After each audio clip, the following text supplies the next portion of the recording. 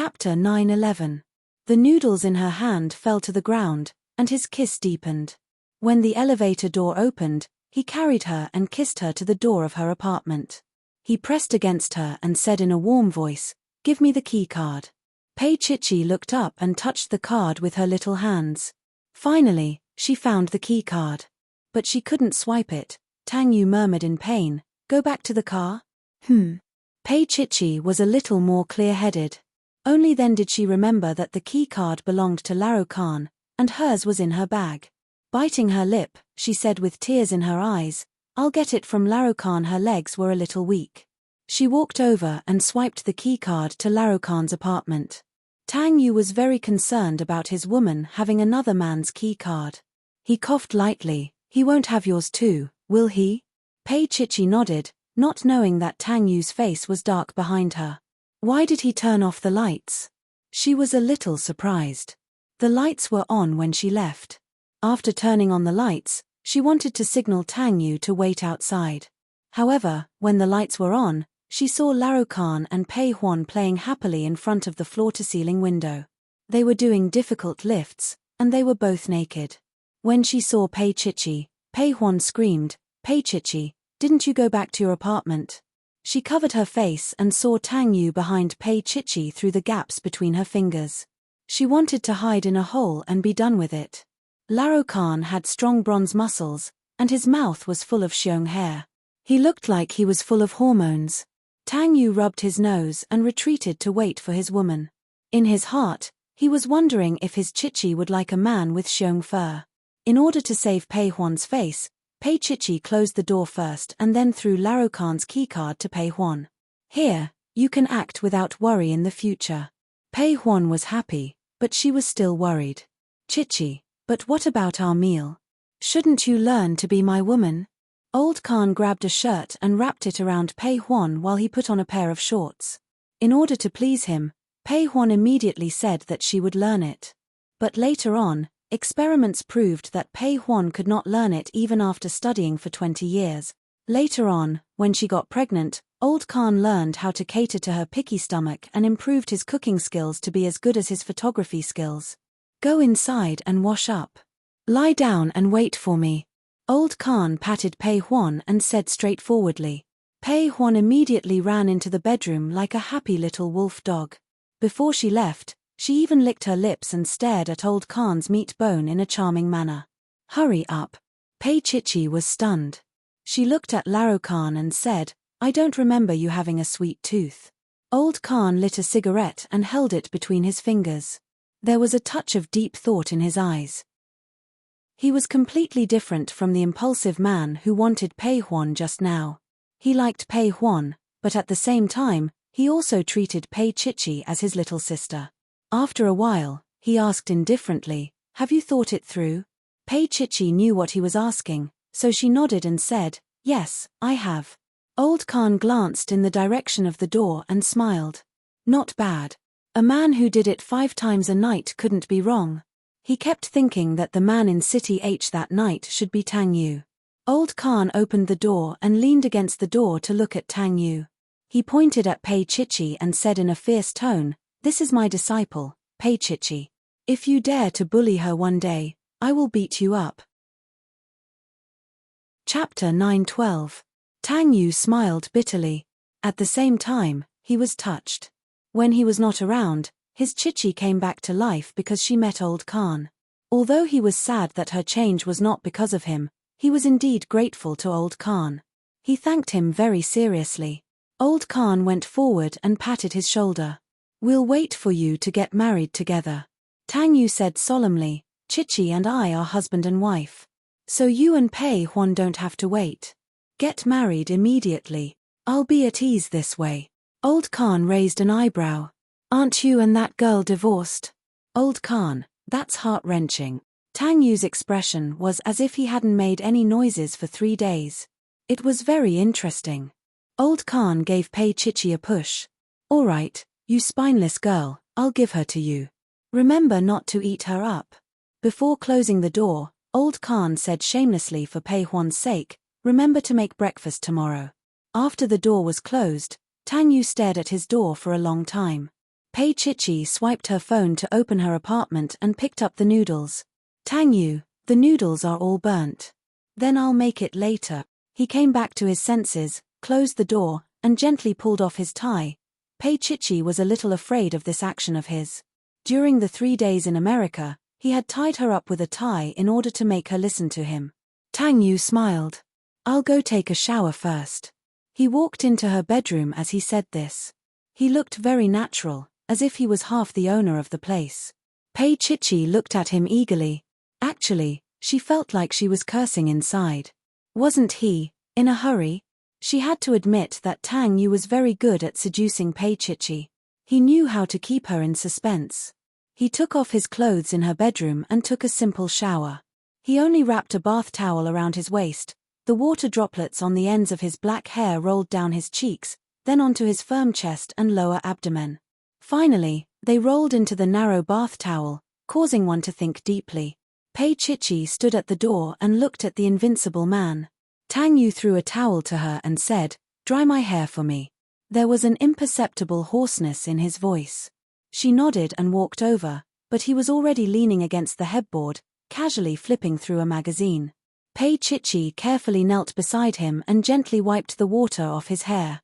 He flipped through the magazine, his expression calm. "Aren't you hungry?" Pei Chichi looked at the time. It was already 9:30. Tang Yu put the magazine aside and carried her over. He said lightly, "Do it twice before you eat." Do it twice. He wanted to kiss her, but she quickly placed her hand on his mouth and said in a low voice, "Tang Yu, I want to know what the child looks like. Is she okay?" Tang Yu's movements paused, his gaze deep into her eyes. Pei Chichi looked serious and a little uneasy. He looked at her for a while and smiled. "Chichi, do you really want to know?" "Yeah."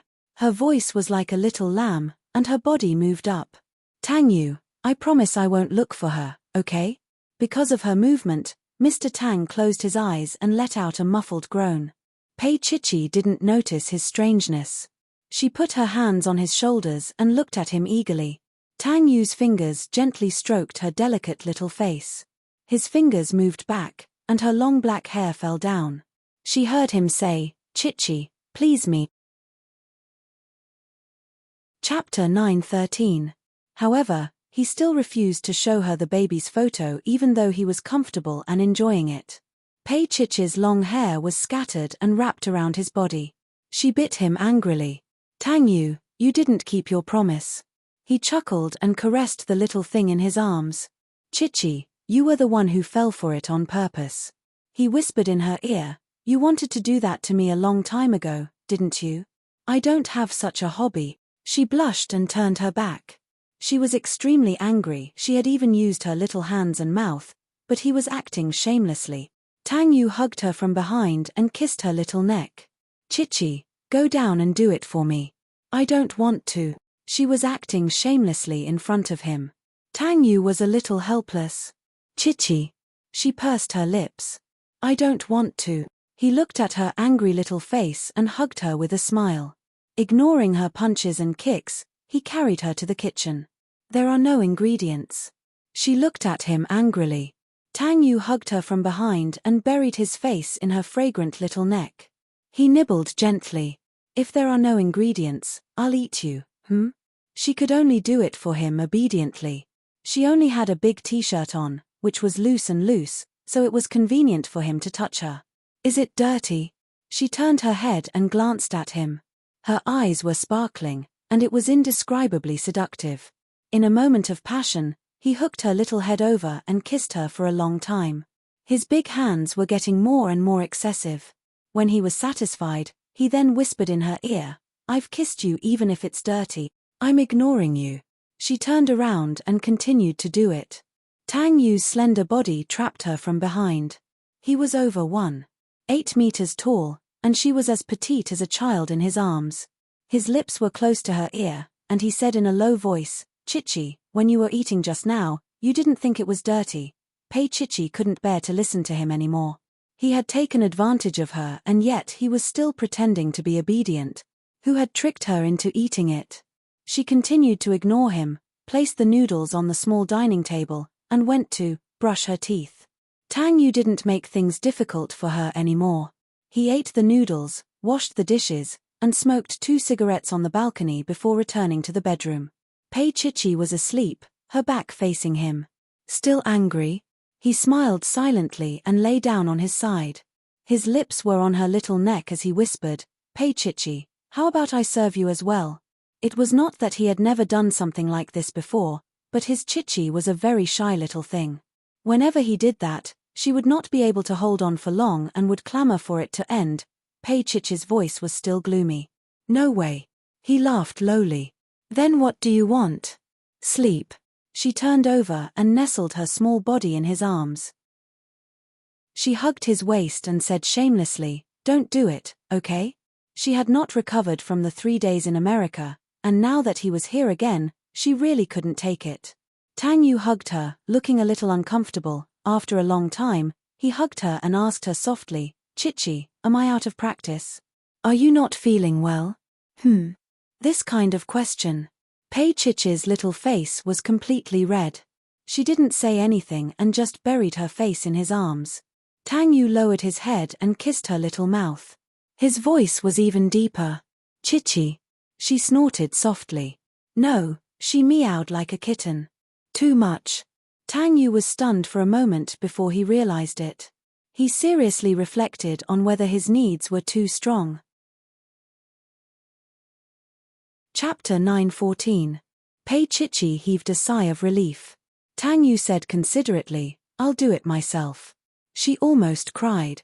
How could she fall asleep when he did all these things to her?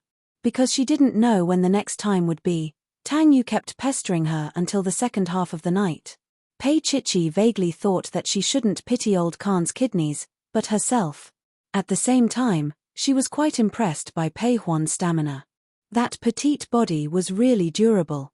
As a result, when he woke up at 8 in the morning, his head was still groggy.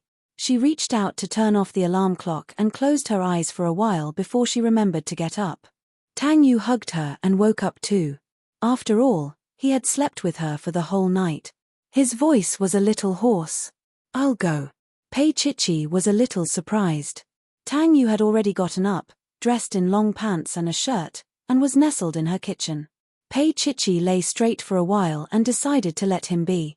Pei Huan and old Khan woke up at 9. She had a job at 11, otherwise she would have slept until the afternoon. Yawning, he walked to Pei Chichi's small dining room and sat down to wait for breakfast. She hadn't woken up yet. She held her forehead and called out to Pei Chichi softly. Pei Chichi came out of the bedroom and Pei Huan's eyes widened. "Chichi, you woke up so late? Wouldn't her breakfast be ruined?" Pei Chichi greeted old Khan and sat down to wait for breakfast with Pei Huan. Old Khan too. The three of them looked at each other. What about the last one? Could it be? Pei Huan was in disbelief. She turned to look at the kitchen and saw Tang Yu standing there, his slender and handsome figure. Pei Huan was a little infatuated and stared at him. He was so good-looking. Pei Huan admitted that she was a little infatuated, but she just admired him for a while. Old Khan sneered. "Pei Huan, go pack your luggage after breakfast." Pei Huan's gaze was still on the slender figure in the kitchen. She casually replied, "Why?" Old Khan continued to sneer without saying a word. It took Pei Huan about 10 seconds to realize what was going on, and a chill crept up her back. Old Khan was angry. Moreover, she was angry because of jealousy. He quickly sat up straight and tried to please her. "I'm just looking. It's the same as you men staring at beautiful women." Old Khan sneered, "I don't like to stare at pretty girls." Pei Huan was speechless. Old Khan's expression was cold. "Pei Huan, marriage is not a game. If you can't be sure, then let's go." Disbanded. Pei Huan blinked for a while, wiping away the moisture in her eyes. After a while, she raised her head. "All right, Khan Mingzhu. So be it. I know you can't forget that old woman, Sumo. You call her name even in your dreams." Pei Huan said and stood up. "I'll help you and that old woman grow old together. You won't have to live with her for the rest of your life." The veins on old Khan's forehead were popping. He narrowed his eyes and glared at her. She was being unreasonable. His eyes widened to the size of bells. Be reasonable. When did I ever dream of her? Of course you don't know what you said last night. Pei Huan was a little angry. Spend the rest of your life with that old woman. Kan Mingzhu, you can go confess to her and see if your goddess will care about you or sleep with those men. Before she could finish, she received a slap on her face. Chapter 9:15. Old Khan really liked Pei Huan and really wanted to live with her. He had only said those words out of anger and jealousy. However, what Pei Huan said about Su Mo was a little too much, and Old Khan couldn't stand it. But he immediately regretted slapping her. His hand was as big as a fan, thick and rough. Her face must be hurting, right? He looked over and saw that Pei Huan's face was half swollen. Old Khan's heart instantly ached, and he sounded a little uncomfortable. Does it hurt? He reached out, wanting to touch her. Pei Huan shrank back, and there was a tinge of hurt in her eyes. He still cared about Su Mo. It was true that he called out Su Mo's name at night. It wasn't that she didn't care, but she chose to tolerate it because she knew that she was useless and wasn't as capable as Su Mo, who was doing so well in the industry. However, Old Khan had hit her just because of Su Mo, just when they had agreed to get married. Pei Huan lifted her head and sneered at Old Khan. You don't need to chase me away. I can leave on my own. Kan Mingzhu, it's my fault for holding you back. I thought that you liked me because you saved me, but I was being presumptuous. She forced back her tears, and there was a look of determination on her face. Whoever looks for me in the future is a bastard. Her arm was caught. She knew that it was Old Khan, and she didn't want to see him. She twisted her face. Bastard, get lost. Don't touch me. Go and touch your white moonlight. Go and touch your dream girl. He wouldn't let go. Pei Huan pushed him away forcefully, and said in a shrill voice, Kan Mingzhu, have you never seen a woman before? Or is it that all women other than Su Mo are the same in your heart? They're all just passageways, right? Old Khan's eyeballs were about to pop out, and his nostrils flared. He looked terrifying. After a long while, he finally said, Pei Huan, you know that's not the case. Pei Huan chuckled. Isn't it? Kan Mingzhu, do you think I'm a fool? She looked down at his hand that was grabbing her, and said softly, let go. Old Khan couldn't bear to let go, and she left the moment he let go. He did not know if he had called Su Mo's name during the night. If he had, it must have been out of habit. This lass had been following him around like a puppy just a while ago, wishing that he was her master. But now, she had turned her back on him just like that. Pei Huan chuckled. Do you think I'm capricious? Kan Mingzhu, you were the one who told me to scram first. No matter how useless Pei Huan, I will not rely on an old man like you. As she spoke, she stepped on his foot and ran to the opposite door to pack her luggage. The pitiful Xiaomai helped her move it over last night. Old Khan chased after him. Tang Yu came out of the kitchen and made a Chinese-style breakfast. Surprisingly, it was quite decent. He looked at the door. Are they okay?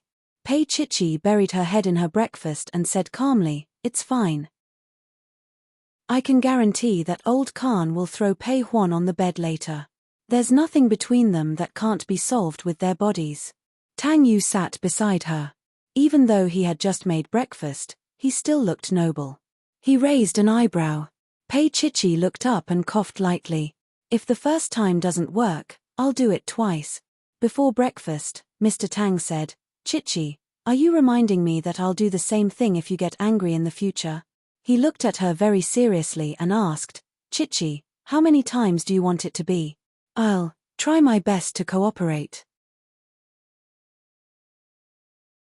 Chapter 9:16. Pei Huan ran to the opposite side and packed her clothes frantically. Old Khan kicked the door open. The little wolf had already packed her clothes and was about to leave with the small suitcase. Old Khan's head hurt a little. She looked at the suitcase that wasn't even zipped properly, revealing half of her asterisk. How did she survive until now? He glared at her.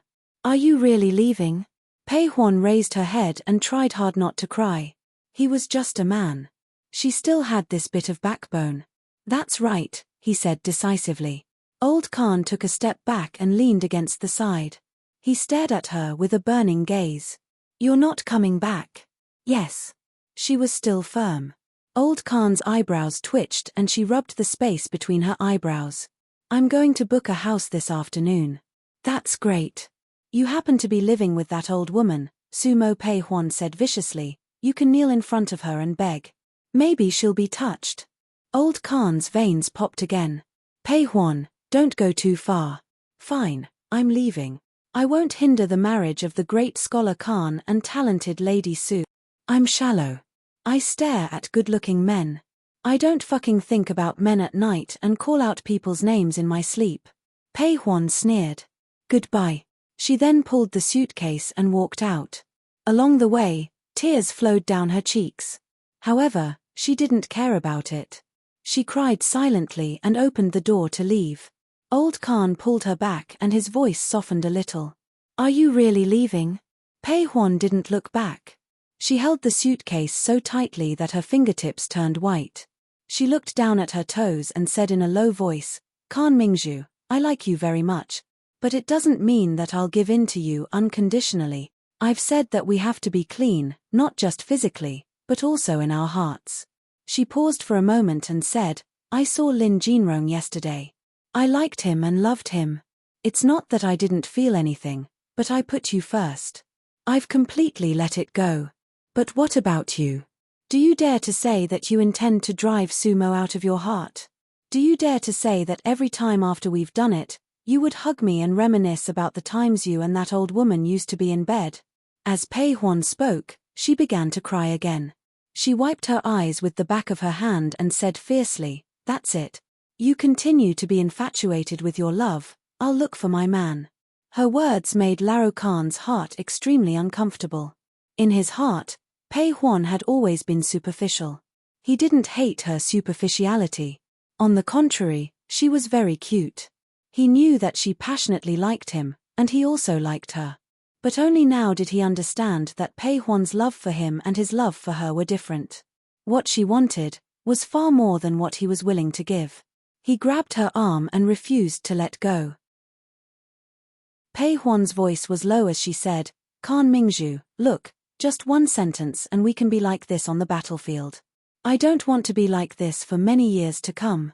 She sobbed uncontrollably, because from that moment on, she wanted to regain her dignity as a woman.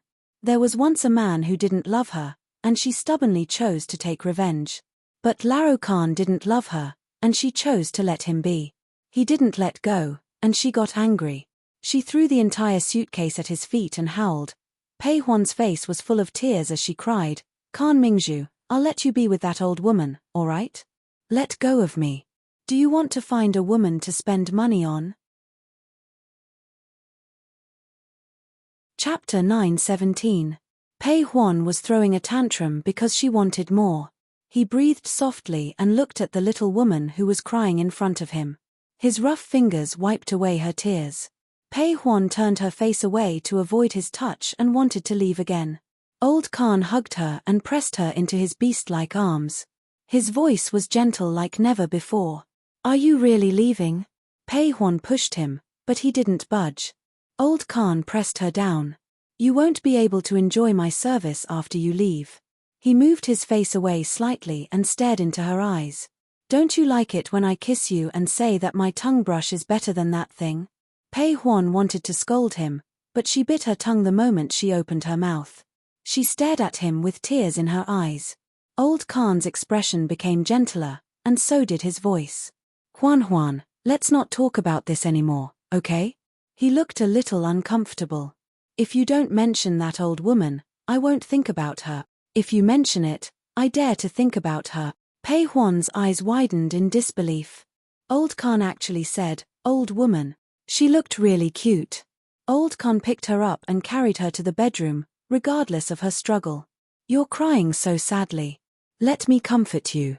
The door was violently kicked shut, and then Pei Huan was comforted by Little Steel. While being comforted, she cried and scolded, Khan Mingzhu, you pervert. Pei Chichi finished her breakfast calmly, but Tang Yu was a little doubtful. They quarreled so fiercely just now. Would old Khan and Pei Huan make up? But when he left, he happened to see Pei Huan going out to catch up with her work. Old Khan was wearing a pair of sunglasses and looked very cool. But at this time, Pei Huan had turned into a little wolf dog again. Tang Yu was silent. Pei Huan was much easier to coax than Pei Chichi. In the afternoon, Old Khan took Pei Huan to book a room. It was a small and cute 3-story villa in the suburbs of B City. Pei Huan liked it very much. She and Old Khan got used to each other's temperament during the quarrel and rolling in the sheets. They also understood each other's temperament and no longer touched each other's bottom line. Their relationship gradually stabilized. Pei Chichi went to the magazine office to cancel her leave. The chief editor patted her on the shoulder happily and said earnestly, "Little Pei, you're a good person." The higher-ups are especially optimistic about ONE this time. They said that they're going to work hard on the cover and make it a hit. Pei Chichi mumbled, "Chief editor, why don't you just do a photo shoot? Make it as loud as you want it to be." "Little Pei, what are you talking about?" The managing editor couldn't believe his ears. Xiao Pei was a virtuous lady. How could she say such crude words? Pei Chichi looked innocent. "I didn't say anything."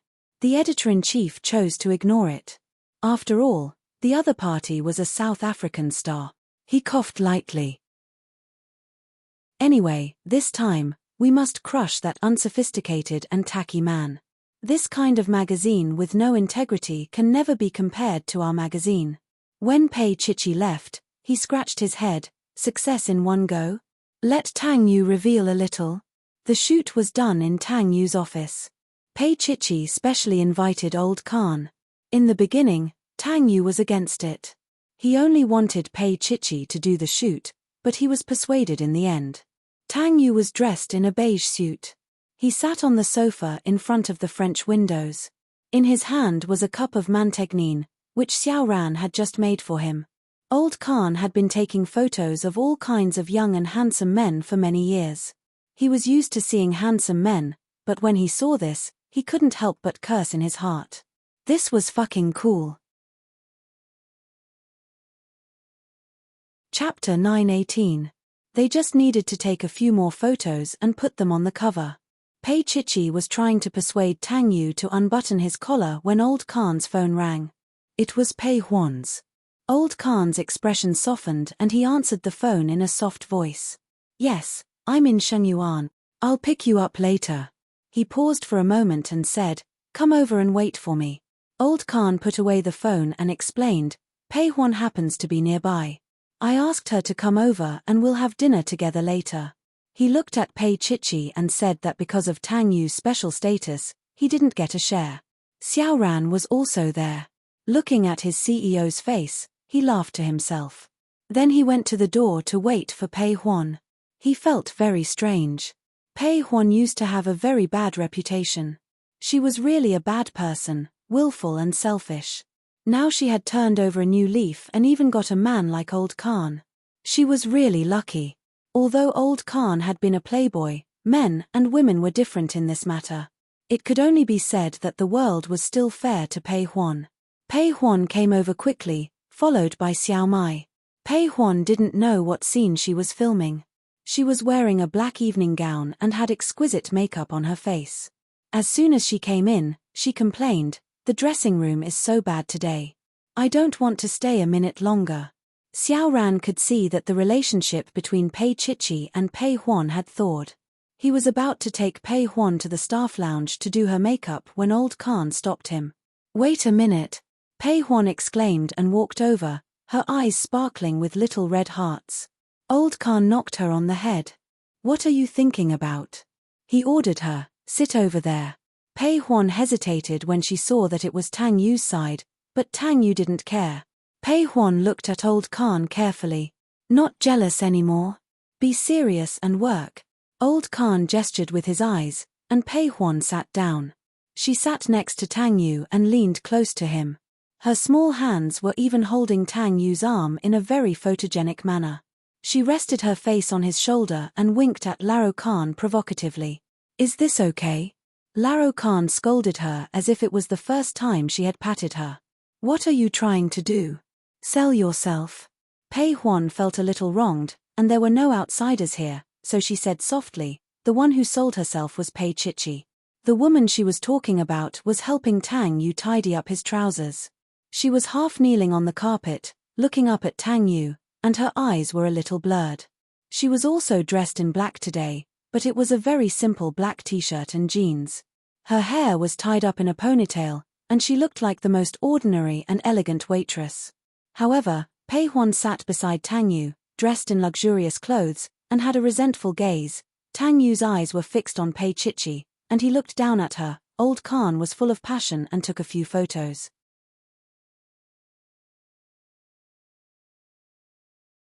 Chapter 919. Old Khan had done a good job of keeping it a secret. When the ONE magazine came out, Pei Chichi only saw the true face on the cover. That set of photos was shocking. There were 3 main characters, and they were very vivid. Her and Tang Yu's gazes were well captured, and their postures were a little ambiguous. Her hand was on Tang Yu's knee, and Tang Yu's body was slightly tilted towards her. Pei Huan also had a good grasp of the camera. Although she was hugging Tang Yu's arm, there was an inexplicable emptiness in her eyes, as if she was afraid, as if she was trying to hold on to something. The 3 of them always made people think of a lot of stories. Later readers had automatically replaced Pei Huan with Shen Lian, which was quite ironic when you thought about it. In the end, this group of magazines was not bundled together with Jiaran, because everyone agreed that this magazine was good enough to take the lead. In the early stages, the magazine's development department had won over several big-name sponsors, 2 of which were previously from Man magazine. They had leveraged Man, which had been founded by Shen Lian single-handedly. Of course, there was a lot of bloodshed in the process, but nothing could be changed. No one could stop the rise of ONE. The editor-in-chief had made up his mind. The circulation was twice that of the previous Jiaran magazine, but even so, it was still sold out within 2 days. The reason was that the cover and the inside pages were not inferior to the photos. In particular, this was Old Khan's work, which was not easy to get. Now that it could be bought for 20 yuan a copy, who wouldn't want it? Not only that, because the first issue was Tang Yu, the elites of the business world were also proud of this magazine to increase their popularity. Young celebrities could only stare at it helplessly. And the biggest winner of this party was Pei Huan, who had unexpectedly become popular again. For a time, she was also pushed to the B-list in the entertainment industry. This was because she had shot a magazine with Tang Yu, which was very high status. Pei Huan had successfully cleared her name. The other female lead, Pei Chichi, was a lot more mysterious. All the upper-class ladies could recognize that she was Tang Yu's ex-wife. Although his squatting posture made him look humble, the affection in Tang Yu's eyes was unmistakable. These 2 were still entangled. This was what Shen Lian couldn't stand the most. Wherever she went, one's existence was living in Pei Chichi's shadow. She went to Sheng Yuan again to cause trouble with Tang Yu, but this time, she didn't even enter Sheng Yuan's gate. Shen Lian was very uneasy. She frantically dialed Tang Yu's number, but he did not answer. Later, she softened and sent him a message saying that it was her fault for going to the rose garden last time and begged him to forgive her. Finally, through Xiao Ran, he confirmed that Tang Yu would support him in the fashion ceremony next week. She knew that Pei Chichi would also be there. At that time, she would ruthlessly crush Pei Chichi and let Tang Yu know who was the most suitable woman for him. In the president's office of Sheng Yuan, Xiao Ran stood behind Tang Yu in silence. As the chief secretary, Xiao Ran knew far more than others. She was a little shocked about the current situation of Sheng Yuan. On the surface, it looked calm, but inside, it was already different. The top management and middle management had been transferred, and their whereabouts were unknown.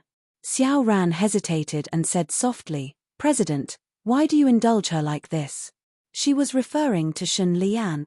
Tang Yu had a small cigarette but burning on his fingertips and said indifferently, "It will end soon."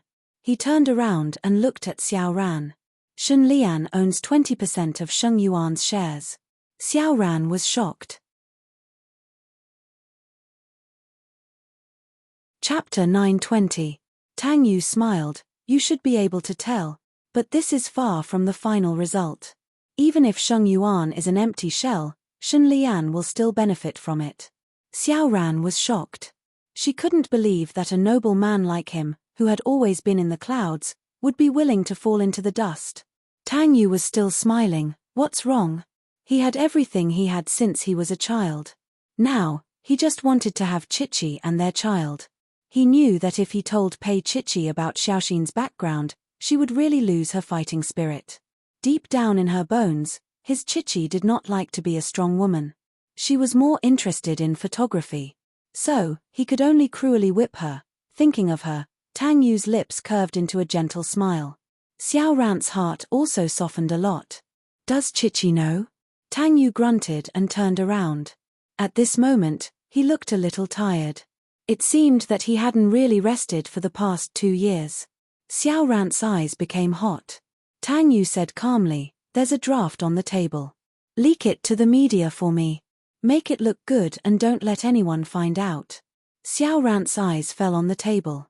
She slowly walked over and picked it up. After a few glances, she was a little shocked. Was Tang Yu trying to kill Shen Lian? She looked up and hesitated. "Will this affect your reputation?" "That's not important," he said calmly. What he wanted to do was to make sure that Shen Lian couldn't hurt Chichi. It had been half a month since he last saw Chichi. He missed her very much, but for her safety, he endured it. Even if the whole world knew that he liked and loved her, he couldn't see her often. Occasionally, he would bump into her and see her carrying a camera and shuttling through the crowd. Occasionally, she would see him sitting in the car, and she would smile at him. However, he knew that she missed the child. She really wanted to know what the child looked like, where the child was, and whether the child was well. But when he said it wasn't safe, she really didn't ask anymore. In his heart, there was always an indescribable sadness and heartache. In the end, Tang Yu couldn't attend the fashion ceremony because of the company's business in the US. He flew to the US the day before, and Shen Lian couldn't do anything about it. However, she was very excited because Tang Yu was not here. She could deal with Pei Chichi, the bitch.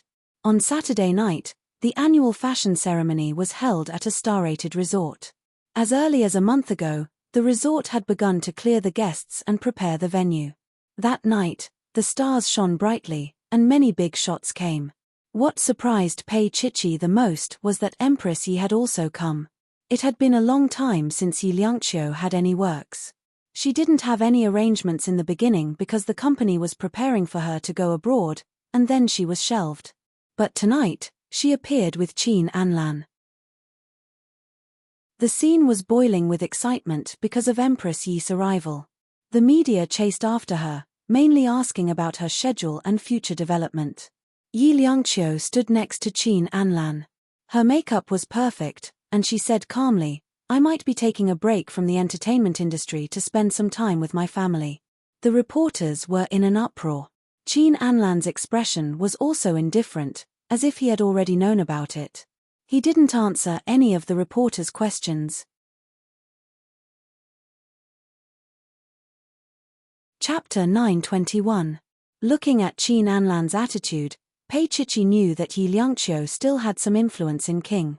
Otherwise, Qin Anlan wouldn't have brought her to a public event without anyone knowing.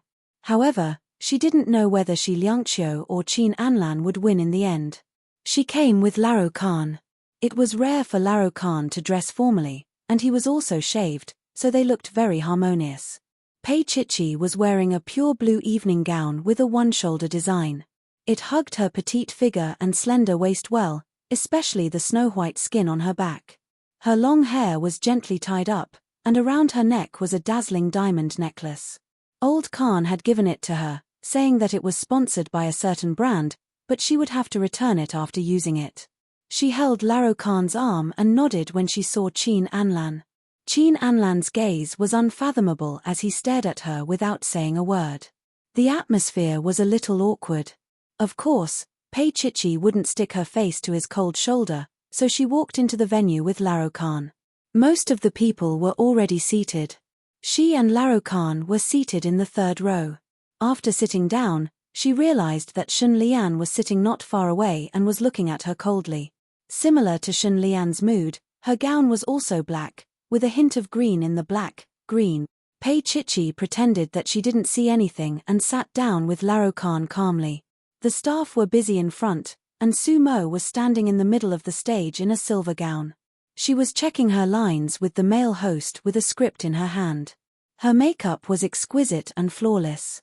Pei Chichi turned to look at Laro Khan and realized that he was also looking at Sumo.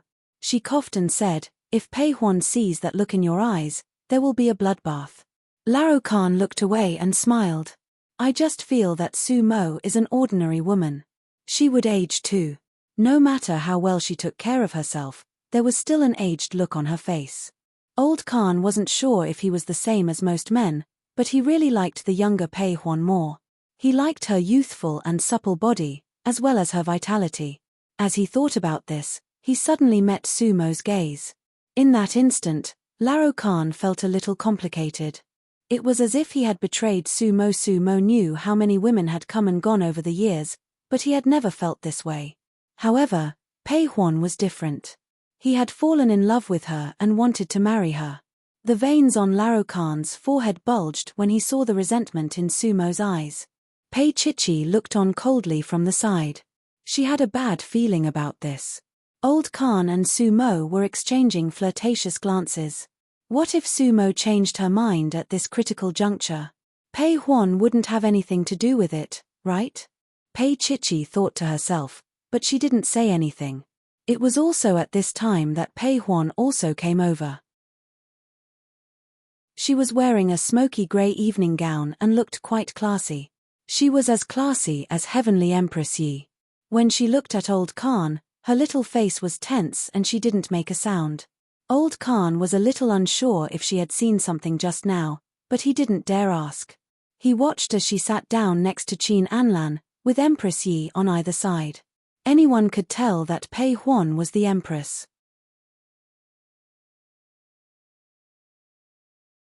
Chapter 922. Pei Huan was different. That photo was enough to prove that she wasn't just a vase. There was a story behind her eyes. Coupled with Empress Yi's cold shoulder, Pei Huan seemed to be in her prime again. She had taken on a few endorsements for second-tier brands and her net worth had skyrocketed. Pei Chichi looked at Laro Khan sympathetically and said in a low voice, "You might be in trouble." Laro Khan sat upright and didn't say a word. However, his gaze was no longer on Sumo, but on Pei Huan. Pei Chichi looked at him for a while and changed the topic. She whispered into Laro Khan's ear, "I heard from Amy that man bribed the judges. They will be the winner of the media award this time. Do you have any news? Did you hear anything from the chief editor?" Laro Khan coughed lightly. "The Rising Star Award is definitely the one. No one can say anything about their influence, but it's hard to say for the media award. After all, one is backed by Jin Taihe, and Shen Lian is trying her best to compete with you. I think." "Shen." Pei Chichi smiled and didn't say anything else. The ceremony began and the lights dimmed, leaving only the lights on the stage. After flickering for a while, the lights came back on. Sumo and the male host walked up from backstage together. She lifted the hem of her dress and looked elegant. Pei Chichi looked at them and admitted that even Pei Huan might not be as determined as Sumo if she cultivated for another 30 years. Sumo had a wide network in the entertainment industry. Even someone like Qin Anlan would look up to her. Tonight's ceremony was divided into two areas. One was for entertainment figures, and the other was for fashion media. It was no surprise that Heavenly Empress Yi won the Power Star Award. This award was extremely valuable and was ranked according to the income of the celebrities. Heavenly Empress Yi had earned more than $1 billion in the previous year, far ahead of the runner-up. When she went up on stage to receive the award, there was a round of applause. As a diva, Yi Liangqiu had long been trained to keep her composure. She looked at the camera and smiled faintly. "I would like to thank my employer, King Entertainment. I would like to thank my boss, Qin Anlan. I would also like to thank my manager, Sister Quan. I would also like to thank my fans for not giving up on me after all these years." She raised the trophy and smiled. "Trust me, I'll be back soon." There was a touch of indifference and calmness on her face. It was definitely not something that those popular young stars could compare to. The loyal fans were screaming, "Yi Liangqiu, Yi Liangqiu." Yi Liangqiu waved at them and left the backstage. She had the demeanor of a heavenly queen. As Qin Anlan sat, his assistant, Kimi, whispered, Sister Quan is really good at leading people. In just a few years, Yi Liangqiu has already mastered the invincible Vajra body. Although she said that she was being frozen, her attitude was so calm that no one could guess what she was thinking. Qin Anlan looked in the direction where she left. It was dark there. He smiled coldly. A person who has something to ask will not give up on everything that she has. The more indifferent Yi Liangqiu was, the more she couldn't let go of something in her heart. However, Qin Anlan didn't know what she wanted, and he didn't want to guess. Freezing her might make her confess a little. Kimi didn't say anything else. Because Yi Liangqiu wasn't someone he could casually talk about. She might be frozen today, but tomorrow, President Qin might pamper her again. At this moment, the atmosphere was at its climax. Those fans were sad because of Yi Liangqiu's temporary retreat. They even called out Yi Liangqiu's name hoarsely. It was very tragic.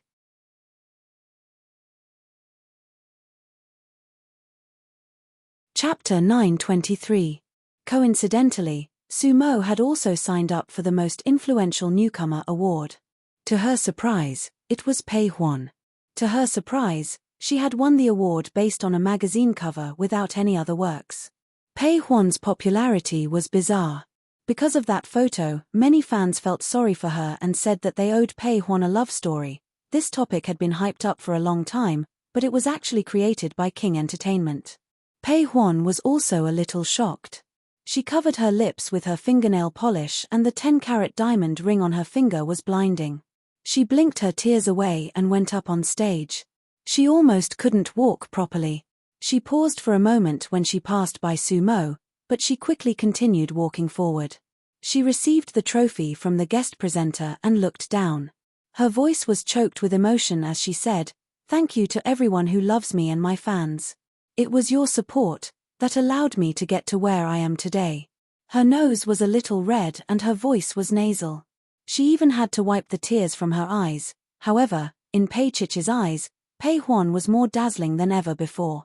This Pei Huan deserved everything beautiful, including Old Khan's love. Pei Huan started rambling. She looked at Old Khan below the stage and her gaze turned gentle. "I think I've found my love. From now on, I'm no longer alone." Old Khan looked at her. He actually felt proud of this good-for-nothing.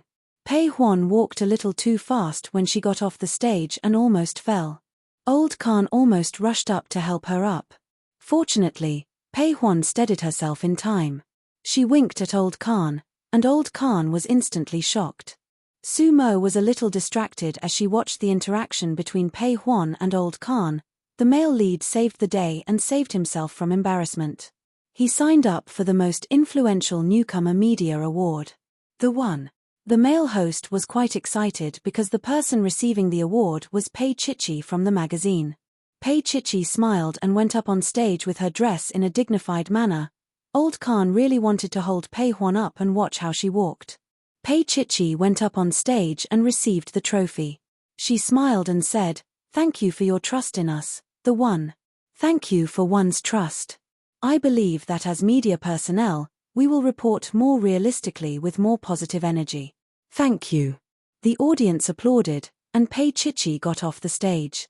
Next, Sumo reported for the Best Media Award. This was the most important award of the night. It meant that the media would have the most collaborations with celebrities next year, and it also meant the direction of the media's traffic. Shen Lian slightly raised her head. She had already opened up the top and the bottom. Jin Tai and the man below were determined to win. Sumo looked at the list and paused for a moment. Then, she calmly reported Jiao Ren magazine. As soon as the 4 words came out, the audience burst into applause. Shun Lian's face was ashen as she muttered, "How is this possible?"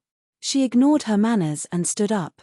"Miss Su, I suspect that you have selfish motives and lied about the results." Sumo lowered her eyes and looked straight into Shun Lian's eyes. Then, she smiled. "President Shun, are you suspecting me?" "Yes," Shun Lian said without hesitation. Sumo lowered her eyes and smiled. "Why should I? Don't tell me President Shun knew the results beforehand." Shun Lian pursed her lips and didn't say a word. She secretly hated Su Mo. This woman was a demon, and an old demon at that. She was hard to deal with.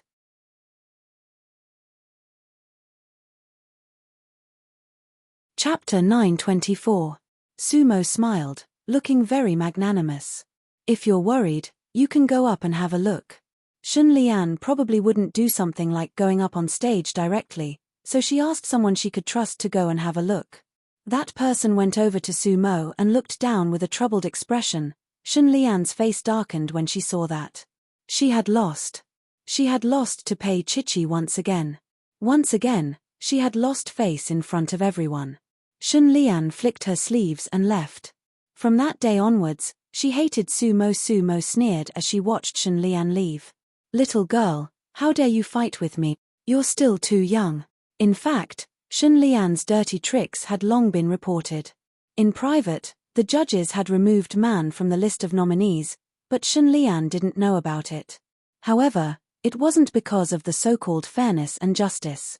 It was because there was a bigger boss than Shun Lian who didn't want Shun Lian to have an easy time. Frankly speaking, Sumo had received $5 million in this shady deal. There was no other way. Behind these ostentatious things, there was cruelty. Everything could be bought with money. Just like Empress Yi's award. She had originally received news that she had been frozen, but King Entertainment had sent her 10 million yuan. Sumo watched as Shun Lian left and smiled mockingly. She was just a little girl with a good family background. She didn't have much ability, so everything was too simple. The ceremony wouldn't be interrupted because of Shun Lian's incident. There were only some small awards after that, and they weren't that valuable. Since Joran magazine had won this time, Pei Chichi and Laro Khan would naturally stay to attend the reception. In the distance, Pei Huan was holding a glass and talking to a few investors. Laro Khan looked at her absent-mindedly. Pei Huan would occasionally glance over and exchange flirtatious glances. Pei Chichi drank 2 glasses of fruit wine and her face was a little hot. She covered her face and said, "Laro Khan, isn't it too embarrassing for you to be naked like this?" Old Khan had grown a small beard and a sexy cyan chin. He finished the wine in his glass in one gulp, put the glass on the waiter's tray, and grinned. "Pei Chichi, do you want to go home with us? I'm sure you'll be more embarrassed than you are now." Pei Chichi felt that Laro Khan was already shameless enough in the past, but now he was several levels higher, just like Pei Huan's cup. Just as Laro Khan was thinking about how he was going to tear Pei Huan's gown, a gentle voice came from beside him, Mingzhu. Old Khan froze for a moment. All these years, some people called him Old Khan, and some called him Khan Mingzhu, but only Sumo called him Mingzhu, and that was many years ago. Old Khan's gaze was filled with nostalgia. He turned to look at Sumo. She had already changed into a light green gown and had her breasts exposed.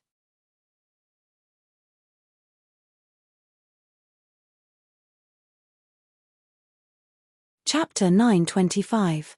Sumo first looked at Laro Khan and saw a hint of amazement in his eyes. That was exactly what she wanted. Then, she shifted her gaze to Pei Chichi. Sumo's attitude towards Pei Chichi was different. She was a white bone demon in the workplace. How could she not sense the brewing storm? The reason why Pei Chichi could have such a smooth journey was because he had Tang Yu behind him. Sheng Yuan or Tang Yu's support would allow Pei Chichi to reach the peak of his life. This was something that not even several Jin Taihe could achieve. More importantly, Pei Chichi was Laro Khan's beloved disciple. Even if Laro Khan stopped being with Pei Chichi, she would still be his disciple. Sumo could tell that Pei Chichi's opinion was crucial to Laro Khan's decision. Hence, she was especially polite to Pei Chichi. Pei Chichi returned a smile, but her nerves were tense. She looked at Pei Huan in the distance. "That idiot." Sumo smiled and said, "Chichi, can I talk to your master alone for a while?" Pei Chichi nodded. "Of course." As she spoke, she gave Laro Khan a meaningful look. Laro Khan understood the meaning behind her gaze. Laro Khan wasn't a blockhead. Besides, he knew Sumo very well. It was better to talk about some things. It wasn't good to keep it bottled up. Laro Khan and Sumo walked to the balcony, which was hidden and dark. Pei Chichi looked at it deeply. She heard the sound of high heels. It was Pei Huan. Pei Chichi reached out to hold her and said in a low voice, "Are you going to make a scene with Larocan?" Pei Huan gritted her teeth. "I knew that old woman was up to no good. Look at how she's dressed up. She's obviously trying to seduce Larocan since you know. Why did you expose her?" Pei Chichi tugged at her and only let her go after she had calmed down. "You clearly know about their past, and you clearly know that Larocan cares about Sumo. Aren't you playing right into Sumo's hands by throwing a tantrum?" Pei Chichi sneered. "Being smart is always something that needs to be highlighted." Pei Huan almost jumped up. "Pei Chichi, are you saying I'm stupid? Isn't that obvious?" "It's the truth," Pei Chichi said. "Pei Huan, think about it. What's your advantage over Sumo?" Pei Huan's expression was as if he had eaten digested food. He mumbled but couldn't say anything. Pei Chichi continued, "Young and beautiful. Even if she's a little willful, she's still cute. This is the Sumo you're talking about. No matter how much she pretends, she won't be able to do it because of her age." These words made Pei Huan's heart feel extremely comfortable and happy. Women are vain. Pei Chichi quickly destroyed her confidence. "But you're less mature and sophisticated than Sumo. I think I'm pretty sophisticated too." Pei Huan mumbled unhappily. Pei Chichi looked at her and smiled. "If you go and argue with him now, you'll embarrass them like a shrew. Pei Huan, do you think you and Larocan will be done with each other given that he still has some feelings for Sumo?" Pei Huan's eyes widened. She couldn't be sure. After a while, she asked reluctantly, "Then are we going to let the adulterer and adulterer flirt there?"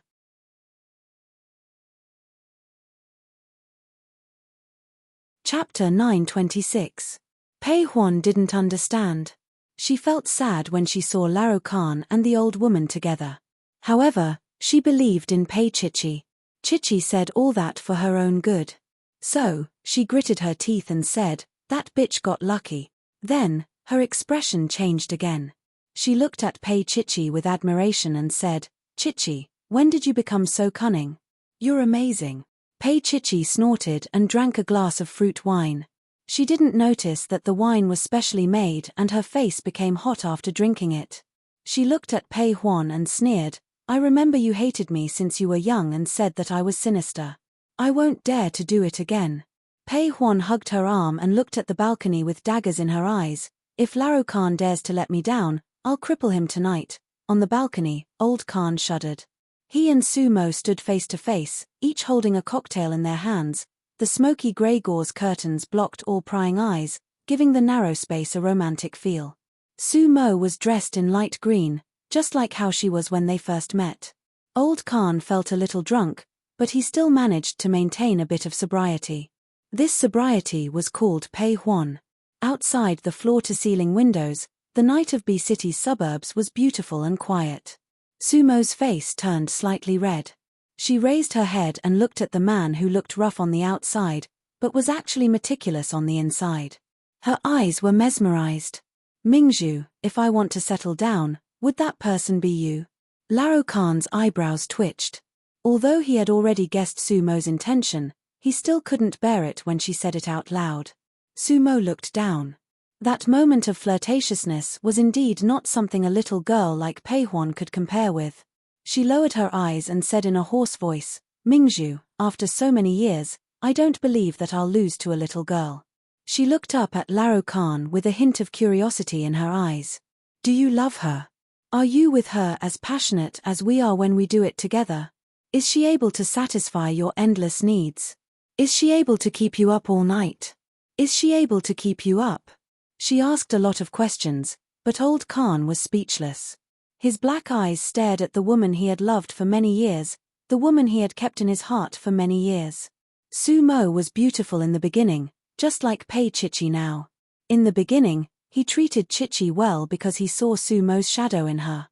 However, he had always doted on her like a child.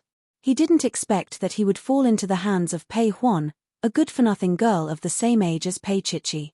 Truth be told, Larocan admired Sumo from the bottom of his heart. After all, Pei Huan couldn't catch up to her even if he took a helicopter. However, He was intimidated by her confession of love. Sumo, didn't you lose to Pei Huan? She's just a little girl and doesn't have any tricks up her sleeves. She only knows how to cry and throw a tantrum. It's just that she probably wants to kill me now that I'm talking to you here. As Laro Khan spoke, his heart was as clear as a mirror.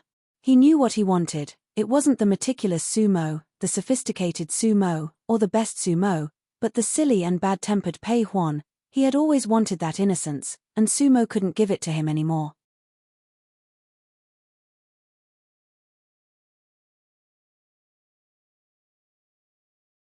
Pei Chichi's head smashed into the wall with a loud thud, leaving her dazed. Qin Anlan's hot lips kissed her little mouth without a care. At the same time, he held both her little arms and raised them above her head, not giving her a chance to escape.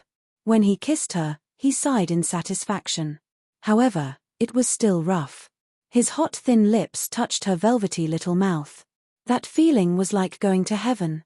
He became hurried and his breathing was also messy, as if he was unable to control himself like the young man in green. Not enough. Not enough. He wanted more. His body leaned forward even more, and he held both of her hands with one hand. He freed his other hand to pinch her sharp and beautiful chin and exerted a little force.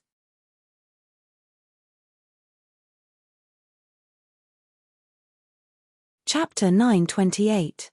Pei Chichi's head was dizzy, but she bit him instinctively. That strength was almost enough to bite him in half. Qin Anlan retreated, his gaze locked on her little face. Pei Chichi was the same. Her breathing was messy, and her chest was heaving up and down violently from the struggle just now. Her hair hung hopelessly in a bun, looking indescribably seductive. Qin Anlan's heart was hard and soft at the same time. Although he had retreated, he did not let her go. He said in a low voice, "Why did you struggle? Pei Chichi, you only love him, don't you?" There was a kind of Pei Liang in his tone. At such a night, anyone who heard it would feel sad. Pei Chichi did not soften at all. She raised her head and said firmly, "Yes." Qin Anlan laughed. His body leaned forward, and his face was buried in her neck. His warm breath blew on her soft and cool skin, causing her to tremble slightly. His lips were right next to her ear, and he said in a low voice, "Pei Chichi, do you believe that Tang Yu will still want you if I take you right here and now?" Her body froze. After a long time, she laughed softly, "Qin Anlan, if you think you're a beast, you can do it, but I'll call for help." A large palm suddenly covered her little mouth, forcefully covering it. She struggled for a long time, but couldn't say a single word. "Pei Chichi, no one will come even if you scream to death." His gaze was a little sinister, and then he lowered his head and bit her thin shoulder forcefully. Pain, humiliation, and the smell of blood permeated the whole space. Pei Chichi bit her lip hard, and she stared at the man in front of her. She bent her knee and pushed him. Qin Anlan let out a muffled groan. His whole body was pressed against her, and he did not move for a long time. Pei Chichi was panting, and her body was pressed against him so she could not move anymore. At this moment, it was not that she was not afraid, but she was afraid of angering him further. It was not that she did not care. After a long time, Qin Anlan finally looked up. His gaze was complicated and unfathomable, and he stared at her for a long time. Pei Chichi's body trembled slightly. His gaze first fell on her little face, then on her lips, her little neck, and her full and petite body. His gaze seemed to be on fire, as if he was patrolling and leaving his mark on her fair skin. Pei Chichi shifted uneasily, and her voice was tense. "What you want?" Qin Anlan's voice was so low and hoarse that it sounded like sand scraping against paper. He asked the same question as before, "You only love him, don't you?" "Yes," Pei Chichi said resolutely. "Qin Anlan, love is for a lifetime. Once I've loved him, I won't change it, unless he doesn't love me anymore." She did not want to give Qin Anlan hopeless hope, and she did not want to attract any trouble for herself. Qin Anlan suddenly let go of her and took 2 steps back. His gaze became cold, as if he was looking at a stranger. His thin lips even showed a hint of coldness. "Pei Chichi, don't let me see you again." It turned out that in the end, he also wanted to take what he wanted. It turned out that she was not willing to give him what he wanted. This was such a disappointment. He had long decided not to touch love, but now, he had trapped himself in it.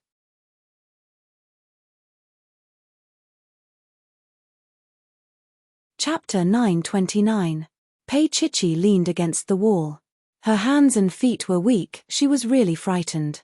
She pulled up her clothes with difficulty, pursed her lips, and walked forward step by step. Qin Anlan was behind her and asked in a gloomy voice, Pei Chichi, your love is so firm and unwavering for a lifetime. What about Lin Jinrong? Pei Chichi stood in the circle of warm halo. Hearing his words, she was in a trance for a moment. After a long time, she turned around and looked into Qin Anlan's eyes. She said softly, Jinrong is my best memory. Qin Anlan sneered, what about me? Is it a nightmare? She pursed her lips and didn't say anything. Qin Anlan's expression became more gloomy. Pei Chichi, go away, the farther the better. Don't ever appear in front of me, or I don't know what I'll do. Pei Chichi's eyes were filled with tears. She stared at him for a long time and suddenly picked up the hem of her dress and ran out. That touch of blue hurt Qin Anlan's eyes. She refused to belong to him after all. She would rather wait for Tang Yu forever. A gloomy female voice sounded beside him. Anlan, now do you know the feeling of heartache? Qin Anlan recognized that it was Shen Lian's voice. He didn't turn around but smiled faintly. I thought you had left. Why? Are you still reluctant to leave? Do you think there will be a miracle? Beside Shen Lian was Meng Qingcheng, who hadn't appeared for a long time. She stood quietly beside Shen Lian without any expression. Qin Anlan turned around slowly. His eyes swept over Meng Qingcheng's face and finally fell on Shen Lian's face. Shen Lian's face was almost distorted. The muscles on her cheeks were trembling and looked a little stiff. After a long time, she raised her chin. Anlan, I think we should join forces. Join forces? What should I do? To suppress Pei Chichi? Qin Anlan chuckled, but his eyes were cold. Shen Lian, when did you become so narrow-minded? Man is just a brand under Jin Taihe, just the tip of the iceberg. Are you going to fight against Pei Chichi, vent your hatred, and ignore the interests of the whole group for your personal feelings? Shen Lian sneered, what am I afraid of? Other than Sheng Yuan, Jin Taihe is the best in the industry. Qin Anlan's lips curled into a mocking smile. Looks like jealousy has blinded your eyes. Do you know Boyi Corporation? If you haven't heard of it, go back and Baidu it. Shen Lian didn't think so. Qin Anlan, are you still reluctant to let her go? If we work together, Pei Chichi will have nowhere to go. She will be yours. Qin Anlan lowered his eyebrows, stroked his exquisite cufflinks, and chuckled. Shen Lian, I have to say that your IQ has regressed by 20 years. After that, he turned around and left without looking back. Shen Lian looked at his back, and the expression on her face became even more gloomy. Qin Anlan still couldn't bear to let that bitch go.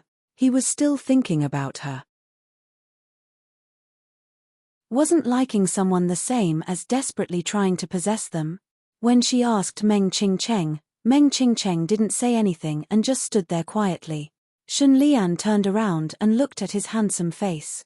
She had always known that he was good-looking and capable. He had been with her for so long, but he had never smiled. She knew that he liked Tang Xin.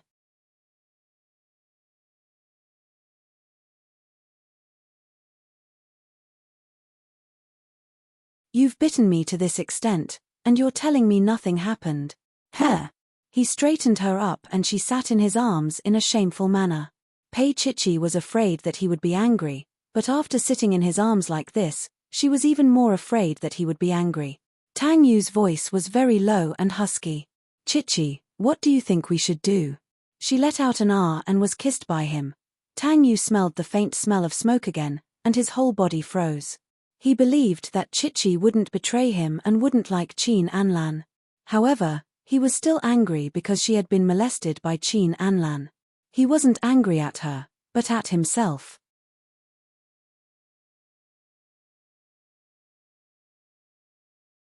Chapter 9:31. Pei Chichi lay in Tang Yu's arms as he kissed her like that. The kiss was lingering, and there was a hint of anger that was hard to detect. He pried open her little mouth and swept all her senses. Pei Chichi could only swallow and breathe along with his breathing. She felt as though she was being swept by the waves, being thrown higher and higher. Her body didn't feel like it belonged to her, and she felt as though she was losing speed. Her little hands could only cling onto him tightly, tugging on his jacket, forcefully pulling it into a long crease. Her little hands slid down and held onto it tightly, as though that would bring her some comfort. His kiss was very rough, and it even hurt her. Pei Chichi struggled and shook her little head left and right, but she couldn't break free from him. It was just that this kiss became gentler. He kissed her little mouth longingly, as though he was comforting her for being rough with her just now. This gentleness made Pei Chichi a little intoxicated. She was already drunk, and now because of his kiss, it became a little more passionate. Pei Chichi let out a soft moan of comfort, and her little hands moved up to hook onto his neck. "Little naughty thing, what's the rush?" He scolded her, and his big palm pressed down on her back, lifting her up a little. His thin lips moved downwards, trailing down her neck bit by bit. Just as Pei Chichi was about to lose herself in the intoxication, a sharp pain came from her shoulder, and she was in pain as her body trembled tightly. "Tang Yu." Her voice was sweet and soft, and there was a hint of grievance in it. It was so painful that her tears were about to fall. He only took a fierce bite, and then he licked and kissed her wound, as though he was a male beast healing a female beast. She sat in his arms, crying softly, and her little hands grabbed onto his shirt. Then she willfully wiped her tears and snot on his expensive suit to vent her anger. Tang Yu's voice was filled with helplessness and pampering. It was low and heavy, and it was especially alluring in such a night. "Have you vented your anger now?" He knew that if Chichi wasn't willing, Qin Anlan's prideful personality wouldn't force her. However, he still scared her. There was no reason for him to be angry just now. Now that she was crying softly, his heart softened, and he was not in a hurry to do that. He reached out and wiped away her tears. "All right, don't cry." She couldn't stop her tears, and her body trembled in his arms. He knew that she was actually scared out of her wits. He comforted her and said in a low voice, "It's my fault." He was too relaxed and neglected the fact that apart from Shen Lian, there was also Qin Anlan. Pei Chichi buried her little face in his chest, her little hands secretly hugging his waist, and she nibbled on him. "Actually, I'm scared. I'm afraid that I won't be whole anymore. I'm afraid that I won't have the courage to return to your side." Tang Yu's heart was wet. He reached out and touched her little head, saying nothing more. The black limousine sped through the night and finally stopped in front of a villa. The villa was brightly lit. Pei Chichi looked outside and looked at Tang Yu inquiringly. Tang Yu smiled and pinched her little face. "This is my mother and Zhao Yi's home. Little Zhao Yang has caught a cold, and they asked me to bring Xiaoshen to stay for a few days." Pei Chichi's eyes widened, and she couldn't believe it. "Wait for me in the car." Tang Yu ordered her lightly, opened the door, got out of the car, and walked towards the main villa.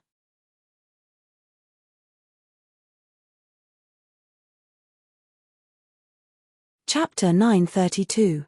She did not know why she was like this. She tried to calm herself down, but she could not. About 5 minutes later, Tang Yu walked out of the house with a small suitcase in one hand and Xiaoshen, who looked like a doll in the other. Xiaoshen's hair was longer than last time. It reached her shoulders. The only similarity was that her facial features were exquisite, and her big eyes were like stars in the sky. Tang Yu opened the car door and gestured for Pei Chichi to carry the chubby little thing. He put the suitcase in the trunk and got into the car. Old Zhao asked hesitantly, "Sir, where are we going?" Tang Yu seemed to have thought about it.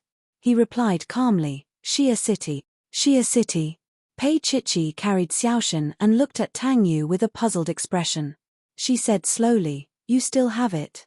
He did not explain.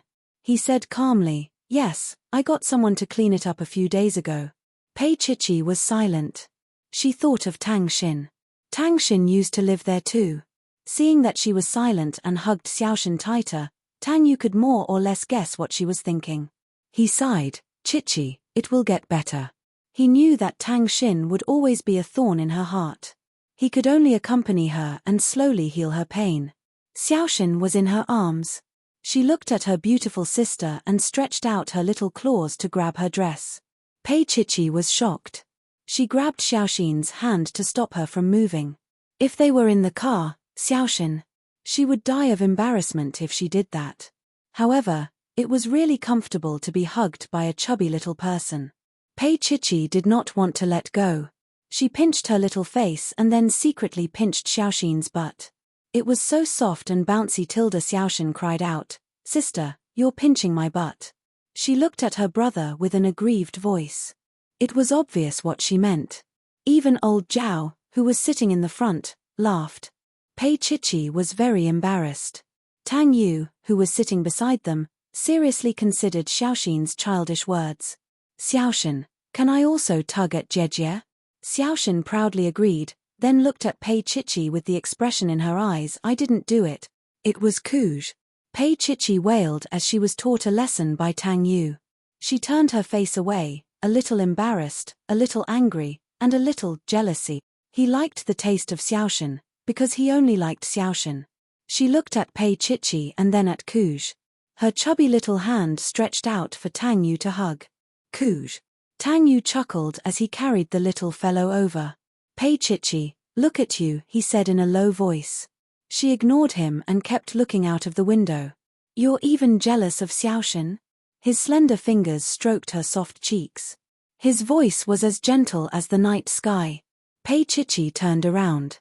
"I'm not." Xiaoxin's big dark eyes stared straight at her, clearly saying, "You're lying." Pei Chichi pretended to stare at her, then gave her a light slap on her butt. She then looked at Tang Yu provocatively. Tang Yu found it funny and infuriating. She was going against a little baby. So he said in a low voice, "Chichi, I'll hit you after Xiaoxin falls asleep."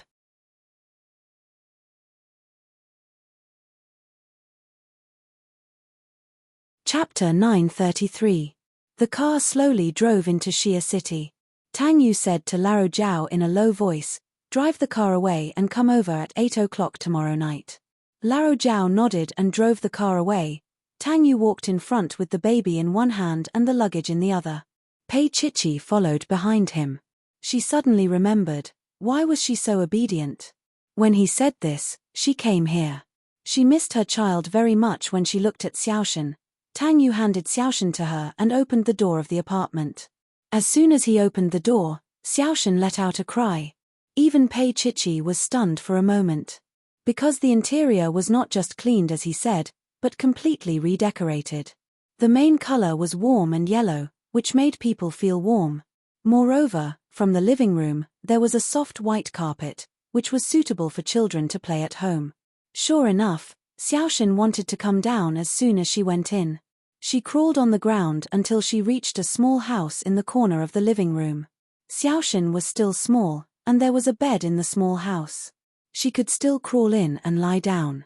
Her little belly turned up and down, and her expression was indescribably happy. Pei Chichi knelt beside her and watched. Her eyes were a little hot, and she looked up at Tang Yu. Look at her, how happy she is. Even if she didn't say it, Tang Yu could guess what she was thinking. She missed her child. His gaze softened, and he looked at the adult and the child warmly. He felt that this life was enough. He also sat on the carpet and smiled. Our children will also be this happy. But I haven't been with her. Pei Chichi pursed her lips and looked up at Tang Yu. Tang Yu, how long will it take? He looked at her and said slowly after a while, very soon. He paused, and his voice became a little hoarse. Chichi, after this, Shen Lian will be sent abroad and will never come back. He watched her expression as he spoke. He knew that she was still brooding over Tang Xin's death and would never forgive Shen Lian. However, because of his agreement with Shen Zhongshan, he had no choice but to spare Shen Lian's life. He had his own difficulties, but he was afraid that she wouldn't understand. Pei Chichi pursed her lips and said softly after a while, "I know." Undeniably, Tang Yu heaved a sigh of relief, but he was also a little sad in his heart. After all, he had barely kissed her. Pei Chichi looked at Xiaoxin, who was about to fall asleep, and lowered her voice. "Tang Yu, I'm not doing this for you, I'm doing this for myself." He looked at her with a deep gaze. He felt that his Chichi was calmer than before. Pei Chichi continued to speak in a low voice. I once felt that this world was very unfair to me. So, whether it was Ju Milin or Zhao Ku, I didn't give them any leeway. She slowly raised her eyes and looked at Tang Yu. I won't be so radical. There were some words that she couldn't say. That was, after all, Shen Lian was related to her by blood. It was enough to take back the original and let Shen Lian receive the punishment she deserved. Tang Yu stretched out his hand and stroked her hair. He didn't say anything, but his heart was soft. At such a soft moment, Pei Chichi's voice was also soft. She whispered, Xiaoxin is asleep. The chubby little fellow was sleeping soundly with her little belly propped up. The night seemed to have become sweet.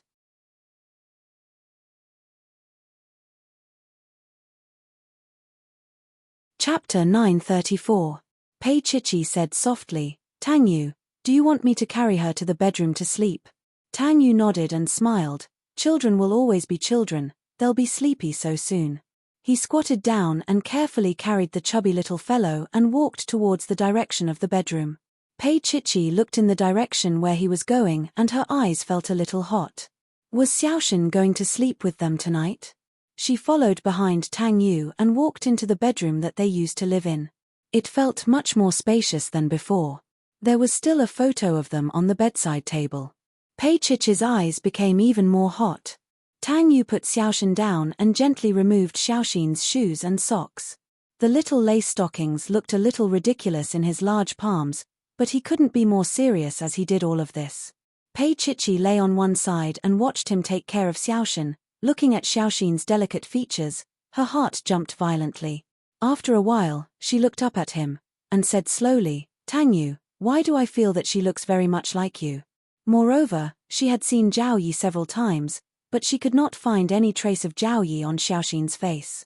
Moreover, Xiaoxin and little Zhao Yang were twins, but they did not look very similar. Tang Yu looked at her and smiled. She and little Zhao Yang are fraternal twins, so Xiaoxin is more like my mother's.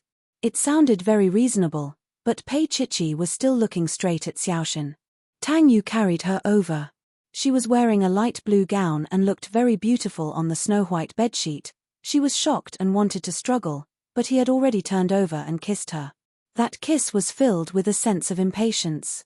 He kissed her deeply, and his big palms moved upwards, lifting up the light blue gown.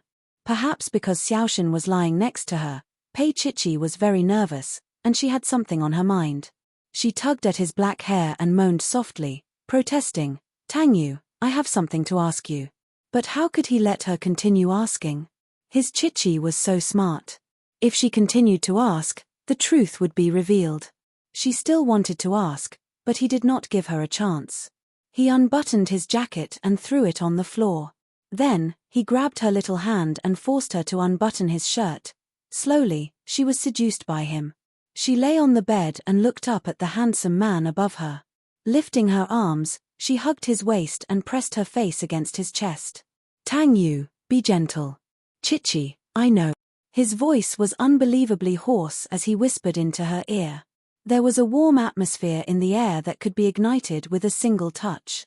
When everything was honest, he worshipped her, praised how white and delicate her skin was, and murmured in a low voice how excited he was when he kissed her, when her whole body flushed pink.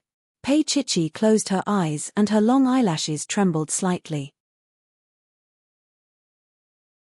Her delicate red lips were alluring and slightly parted, as if she was waiting for a kiss. Tang Yu kissed her little mouth and said in a low voice, Chichi, I'm going to start. She kicked him in annoyance. He knew that she was anxious and laughed softly. His lips slowly moved downwards, ready to enjoy the delicious food. At this moment, the little person lying next to him turned over. A pair of grape-like eyes were as bright as two 20V light bulbs in the dim light. Then, Xiaoxin performed a quick crawl. Her plump little body crawled over and snatched the delicious food from Tang Yu's mouth in one bite.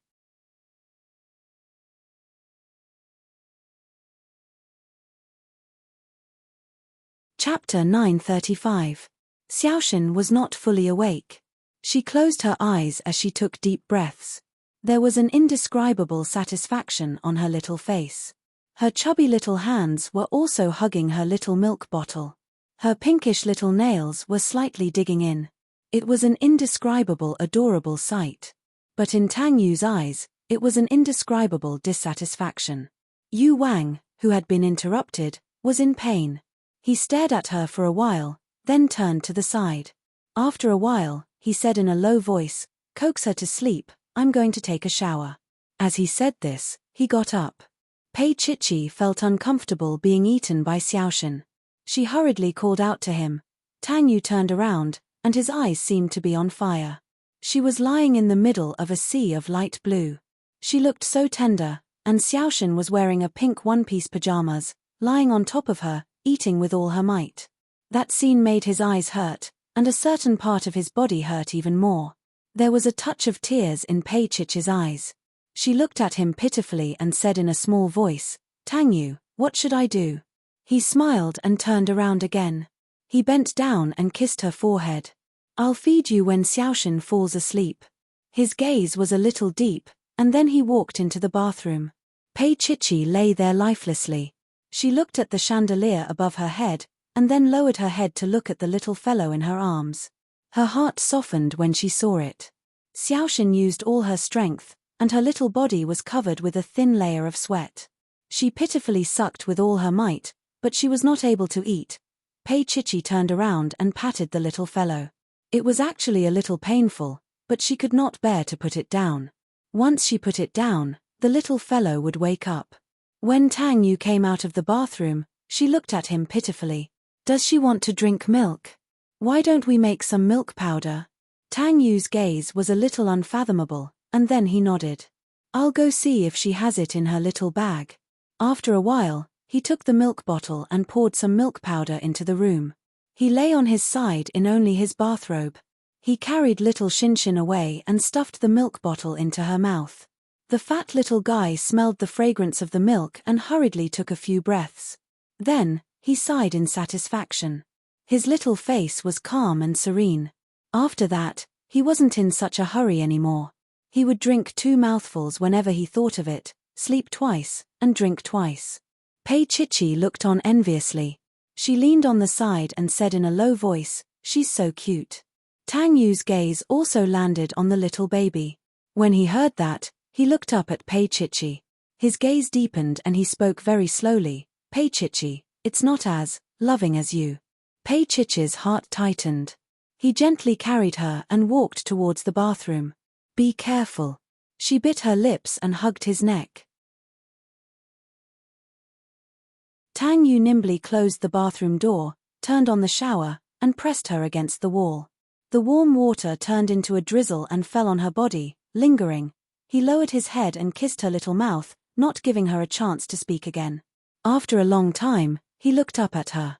His dark eyes were clear and bright, and there was an unconcealable desire in them. Tang Yu's fingers caressed her red lips as he whispered into her ear, "Chichi, keep your voice down later." His voice was hoarse beyond belief. She looked at him, unable to control her emotions. He laughed softly. "Otherwise, you'll wake up little Shinshin."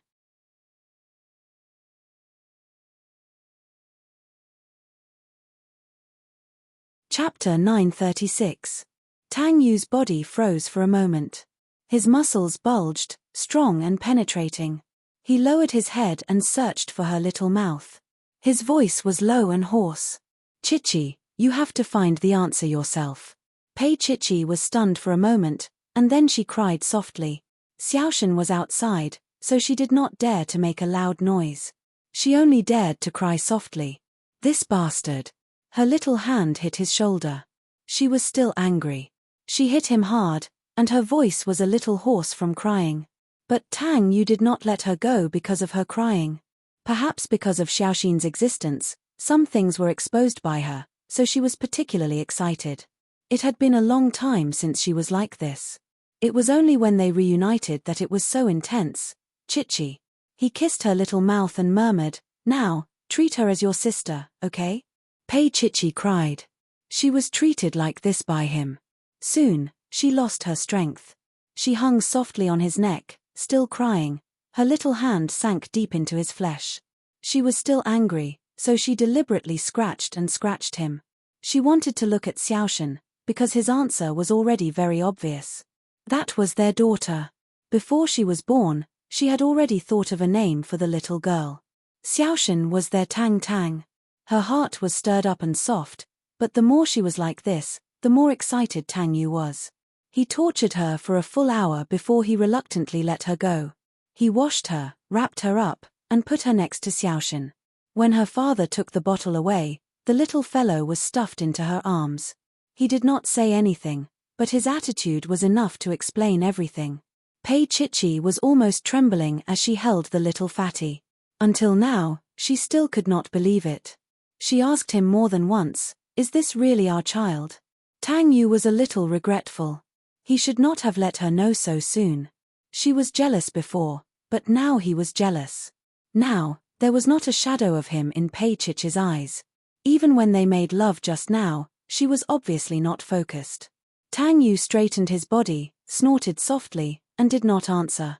Pei Chichi looked at him for a few seconds, then at Xiaoshan's little face. After a while, she said softly, "I know who she is. Sleep." His tone was not very good. He reached out and swept the big and the small into his arms, threatening, "If you speak again, I will carry you to the bathroom again." He was so fierce, but Pei Chichi was not afraid of him at all.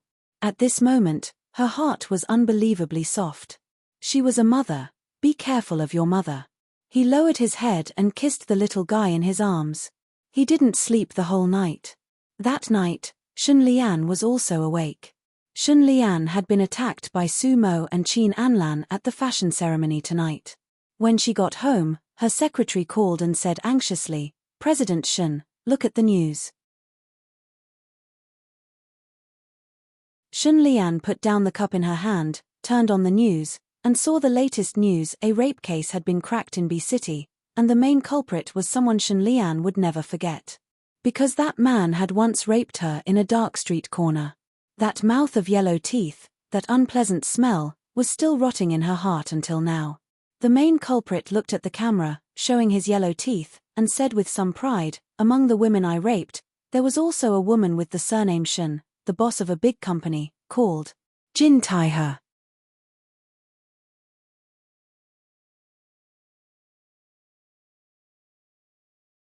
Chapter 937. Shun Lian looked at the television screen, her body cold. How did that person get caught? But, indeed, it was that man. That night was like a nightmare. She would never forget it even in death. The news was still playing, but Shun Lian had already been beaten back to hell. She looked at it in a daze, her eyes filled with viciousness. She had to seal that man's mouth. She couldn't let Tang Yu see that she had been raped by such a disgusting man. She couldn't. At the same time, there was another matter that dealt a heavy blow to Shun Lian. The next morning, Sheng Yuan's shares fell by 10%. It was like a waterfall, catching everyone off guard. How was that possible? Shun Lian held 20% of Sheng Yuan's shares. She wouldn't care about this.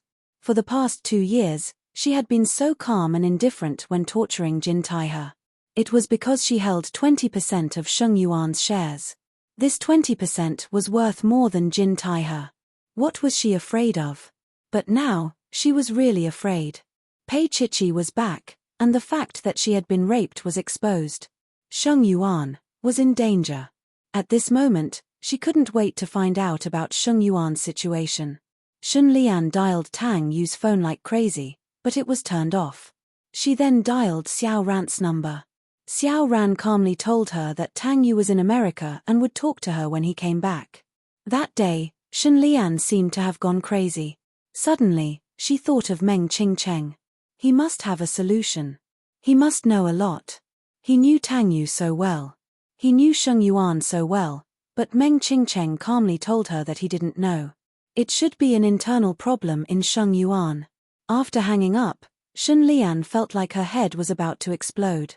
The 20% in her hands had always been her last bargaining chip, the key to restraining Tang Yu. But now, even this was in danger. Early in the morning, Shun Lian began to soak in alcohol. She didn't care that the alcohol would cause her broken leg great pain. She just wanted to be drunk in the alcohol, and it would be best if she didn't stay sober. She was so drunk that she lay on the bed and called her attending doctor, Dr. Zhong.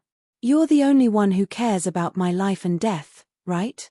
Shun Lian cried bitterly, like a dying person grasping at the last straw. To her, Zhong Heng was the last straw. He was also the person she could vent her anger on whenever she wanted. He would always be nice to her and would always let her do whatever she wanted. She would never be as crazy as everyone else looked at her. The moment she called him, he immediately came over. The living room of the villa was filled with wine bottles, but there was not a single servant in the house. They were probably hiding. Dr. Zhong helped the semi-conscious Shun Lian up and examined her. He was sure that she was only drunk. After thinking about it, he carried her upstairs to the bedroom and carefully placed her on the bed. He squatted down and helped her remove her prosthetic leg. He was a doctor and had long been used to the deformities of his patients. But when he removed Shun Lian's broken leg, he still felt a little regretful.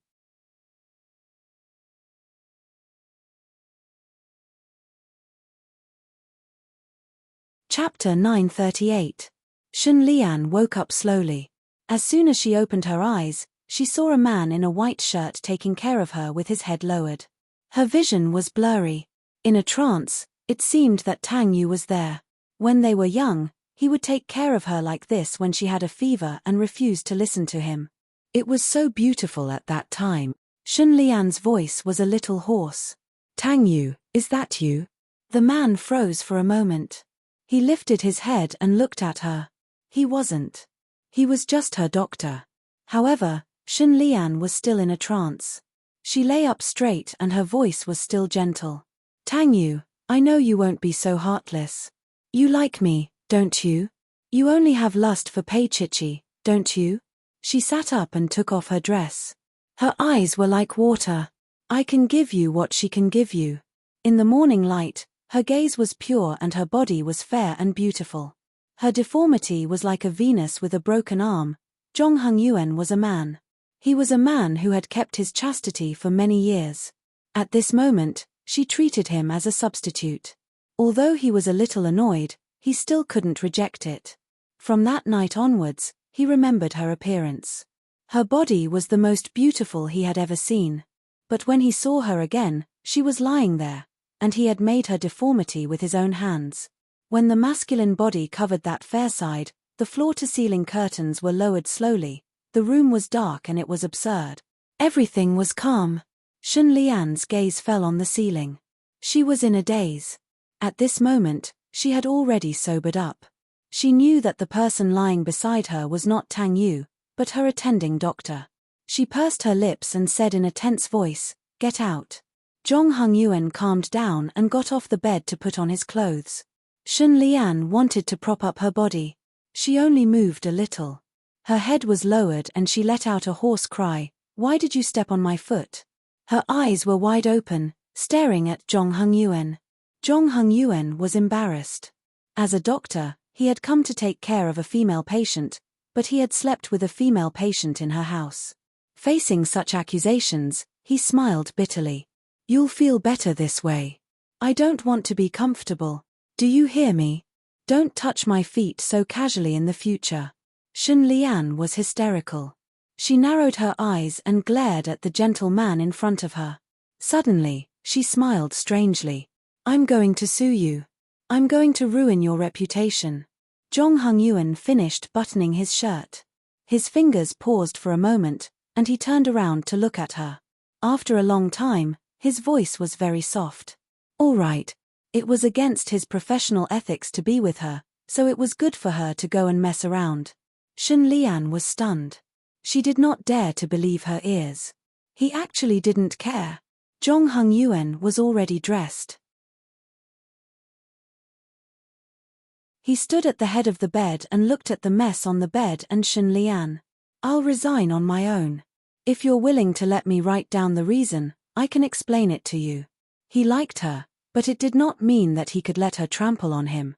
Shun Lian was still in a daze, but Zhong Hengyuan had already left. He left very quickly. In the afternoon, he called and calmly told her that he had already resigned and would not be her attending doctor anymore. Shunlian was still lying on her princess-like bed, holding her phone in a daze. Her legs were very weak, as if the last bit of energy had been sucked out of her body. She looked at her phone in a daze. She looked at the last person beside her leaving her. After such a long time, she actually knew that she was relying on his love for her.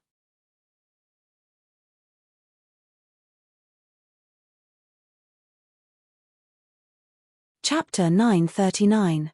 Shia City. Pei Chichi was browsing the news on her phone. She turned her face away. Tang Yu, aren't you anxious? Why should I be anxious? Tang Yu lay down and placed Xiaoshan on his lower abdomen, letting the little girl play on it.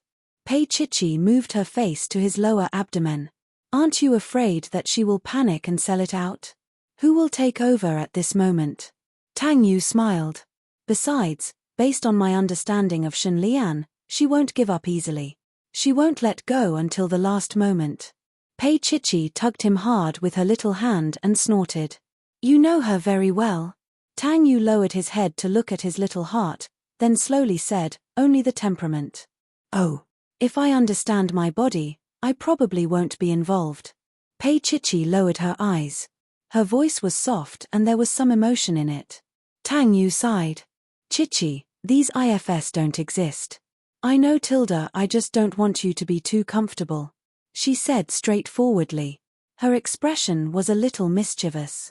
Tang Yu glared at her and then patted Xiaoxin's little head. Your mother has been led astray by Laro Khan. Dad will forgive her and educate her again. Xiaoxin nibbled on her little finger and said vaguely, yes, sister. Pei Chichi and her mother stared at each other. Mom. Sister.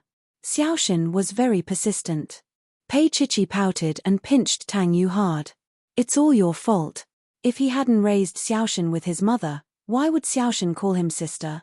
How could he correct it in the future? Tang Yu looked at her and couldn't help but smile.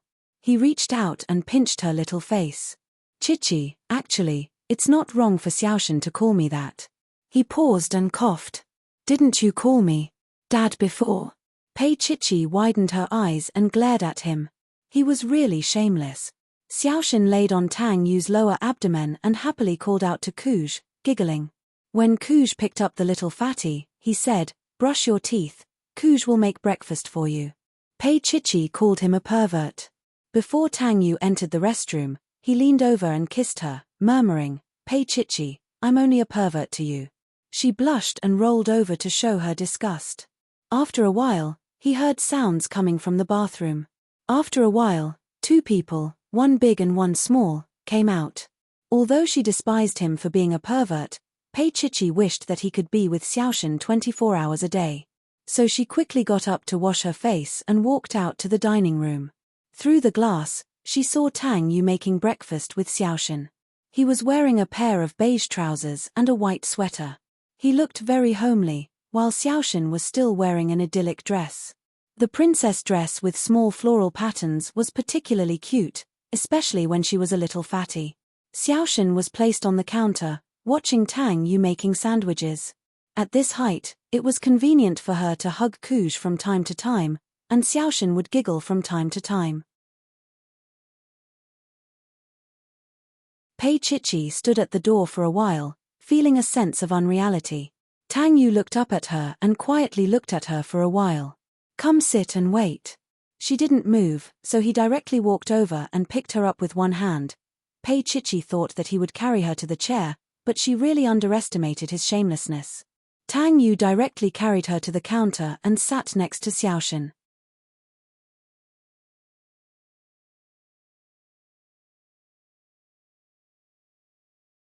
Chapter 940. Pei Chichi cursed inwardly as she glared at Tang Yu. There was no such thing as the most shameless, only more shameless. Tang Yu enjoyed her glare to the fullest.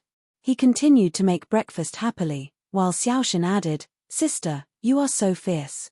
Don't bully Kuj. Pei Chichi bit her lip. It was you, Kuj, who bullied me.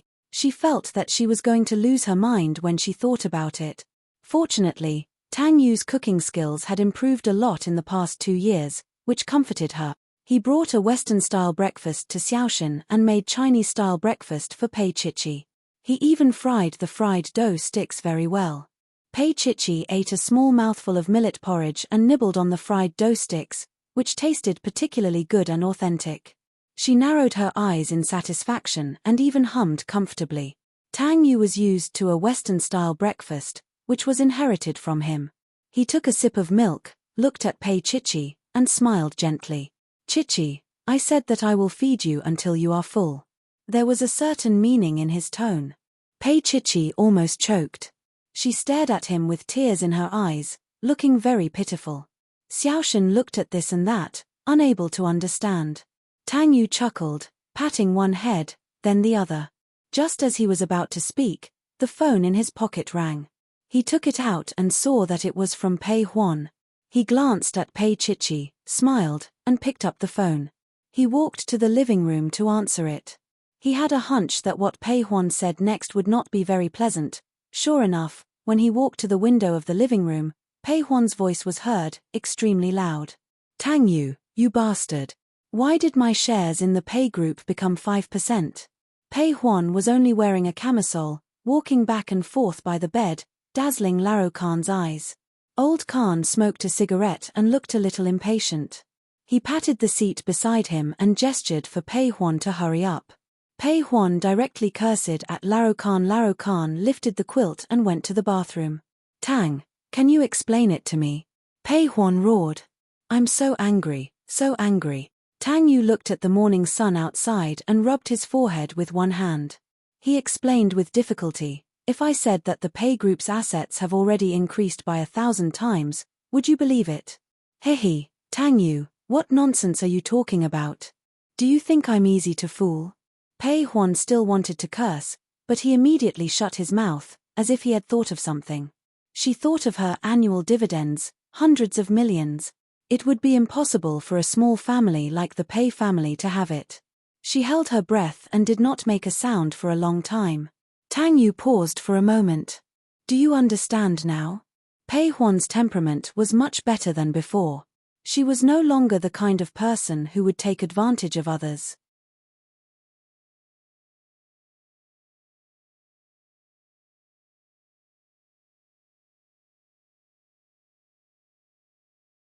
Chapter 941. On the other side, Tang Yu hung up the phone. When he turned around, he saw Pei Chichi standing behind him. Obviously, she had heard it. He smiled but did not explain. You deliberately let Pei Huan know, didn't you? Pei Chichi asked softly. Tang Yu hesitated for a moment before replying, sort of. He thought for a while and decided to tell her. Last night, I got someone to release some news. Today, Sheng Yuan's stock price dropped by 10%. I think Shen Lian must have heard about this news. Also, he placed his hand gently on her shoulder and smiled faintly. Chichi, there will be no more Sheng Yuan in the future. There will only be Boyi. Boyi was a subsidiary of the Pei Corporation. Of course, Pei Chichi owned 90% of the shares and could separate from Boyi at any time. But now was not the time to think about this. The most important thing now was for Boyi to acquire Sheng Yuan. Sheng Yuan's fixed assets were very large. Tang Yu naturally would not let Shen Lian take advantage of it. Moreover, there were also internal conflicts in Jin Taihe. Pei Chichi lowered her eyes and looked up again. There was a trace of haziness in her eyes. After a long time, she said softly, Tang Yu, if I had a choice, I would not want to be involved in the business world again. She liked her current career, liked to partner with Laro Khan, liked to go out and collect stories, and even liked being pressured by the managing editor. How could Tang Yu not know that? He reached out and touched her little face gently. I know. But there were some things that he could not do personally. Given the current relationship between him and Pei Chichi, it was the right time to complete this task. He held her in his arms and let her little face rest on his shoulder. He hugged her just like that. Little Xiaoshan wobbled over and hugged Pei Chichi's leg with her chubby little hands. She called her sister. Pei Chichi looked up at Tang Yu and smiled at him. She said softly, she's so cute. Yes, because our Chichi gave birth to him. He smiled and kissed her forehead. His voice was a little hoarse. I have to send you back in the afternoon. He didn't explain much, but Pei Chichi knew that it was risky for them to meet like this, especially Xiaoshan, which couldn't be exposed. She buried her face in his chest and said in a soft voice, "After this is over, let's find a quiet place and have a good vacation. We won't see anyone and we won't care about anything, okay?" Tang Yu nodded. "Okay." She lowered her head to look at Xiaoshan again. The child, who was less than 2 weeks old, was actually still very young. Xiaoshan was especially playful, just like the little people in the cartoon. Looking at Xiaoshan, her heart softened. She said in a low voice, "Tang Yu, thank you for taking care of Xiaoshan so well." Even if he didn't say it, she knew that a 7-month-old premature baby could be taken care of so well. Tang Yu could see the sadness in her heart. He stroked her fluffy little head and said in a low voice, "If you want to thank someone, thank my mother. But I think she would be more willing for you to take good care of her son." Pei Chichi looked at him. In the end, he was just trying to get some benefits for himself. But even so, they had reunited after a long time and had a baby like Xiaoshan. Everything was so wonderful.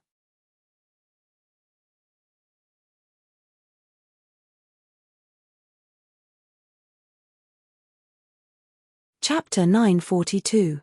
Good times always passed. In the evening, Tang Yu first sent Xiaoshan to his mother's place. Pei Chichi was very reluctant, but she and Tang Yu couldn't take the risk with Shenlian being so crazy. They could only live together after everything had passed.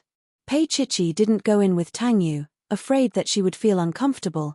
Tang Yu came out, opened the car door, and closed it. He fastened his seatbelt and looked at her in the rearview mirror. He said slowly, "Mom asked you just now." Pei Chichi's heart skipped a beat. Even now, she was still afraid of Lin Yun. It was probably the after-effect of Zhao Ku's incident. She said, "Oh," and then secretly looked at Tang Yu's reaction. She said, "Why didn't Chichi go in?" Tang Yu said indifferently, then reached out to adjust the rearview mirror. Their eyes met in the mirror, and Pei Chichi saw the smile in his eyes, with a little bit of clarity. He did it on purpose. Pei Chichi pouted and didn't say anything. She didn't want him to have his way. Tang Yu smiled and adjusted the rearview mirror again. His face was gentle and noble. She had to admit that he was very good-looking. Even when she hated him the most, she would be seduced by him. The car started again, and it was already dark when he dropped her off at the apartment. He didn't let her get out immediately, but locked the door. Pei Chichi cried out and lay behind his seat. She put her arms around his neck and said coquettishly, "I'm going back." He didn't move. After a while, he asked her in a low voice, "Chichi, aren't you going to invite me in?" She didn't want to. She didn't say anything, so he chuckled. He turned his body and reached out to stroke her hair. His tone couldn't be more serious. "Chichi, I'll ask Laro Khan to protect you. There will also be bodyguards following you." He couldn't bear the slightest bit of danger.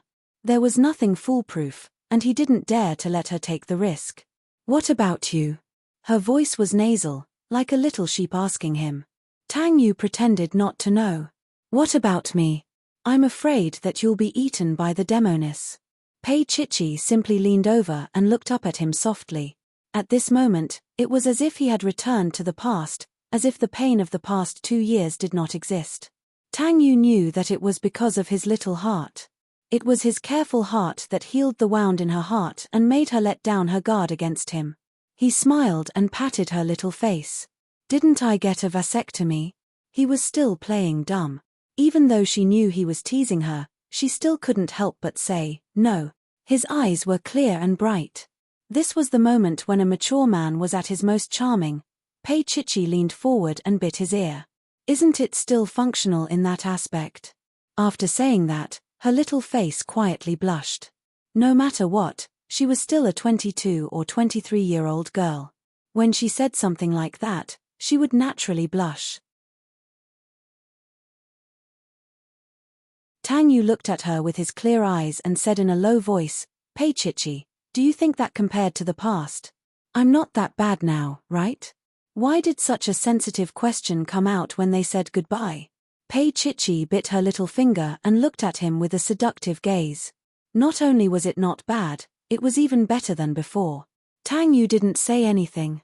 Looking at her blushing face, he reached out and touched it gently for a while. His gaze was deep and unfathomable. No matter how reluctant he was, they still had to part ways temporarily. When they met again, she was the CEO of Pei Enterprises, the biggest shareholder of Boyi, and someone who could go against Shengyuan Corporation.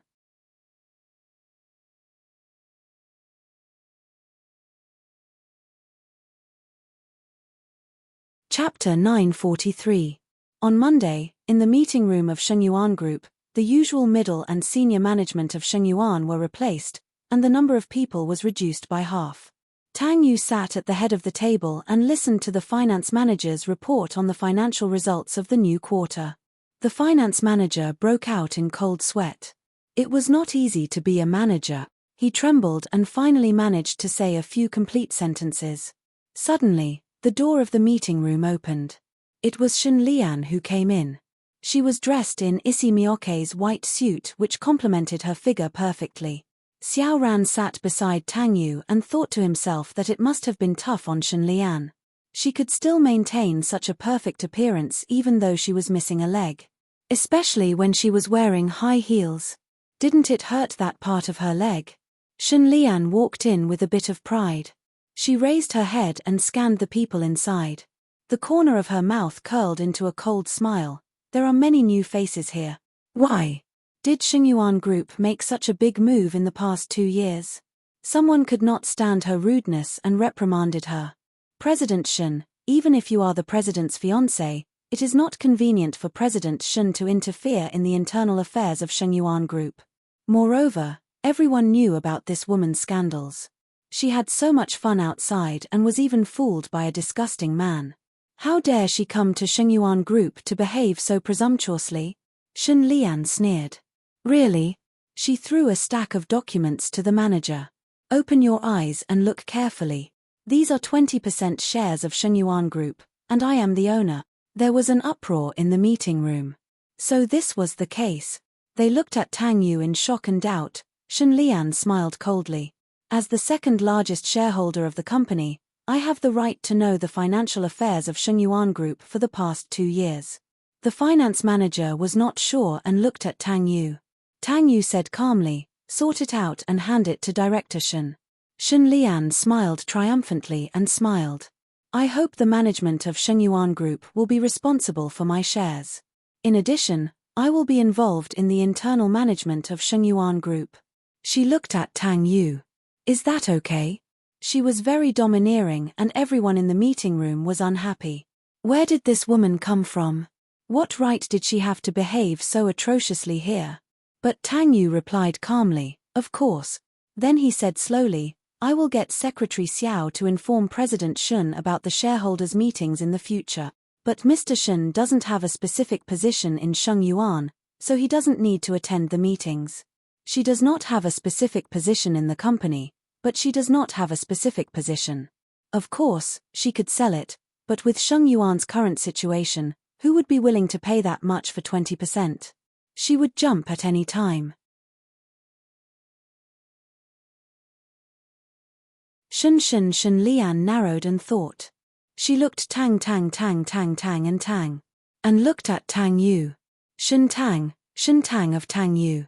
Shen Tang Shen Yu Shen Shi of. Shen Yu team, Yu, and Shen was of Sheng. Yu. Shen of. But she could not figure out what was wrong. Tang Yu was still calm. He looked at Shen Lian and said, President Shen, you are thinking too much. I don't think President Shen needs to spread these untrue rumors when Shengyuan Group is in its most difficult period. Shen Lian was a little angry. Tang Yu, you know the truth. Is that so? Then may I ask, how did CEO Shen get this 20%? Tang Yu was calm and collected, unperturbed. Shen Lian could not say anything. She had indeed used underhanded means.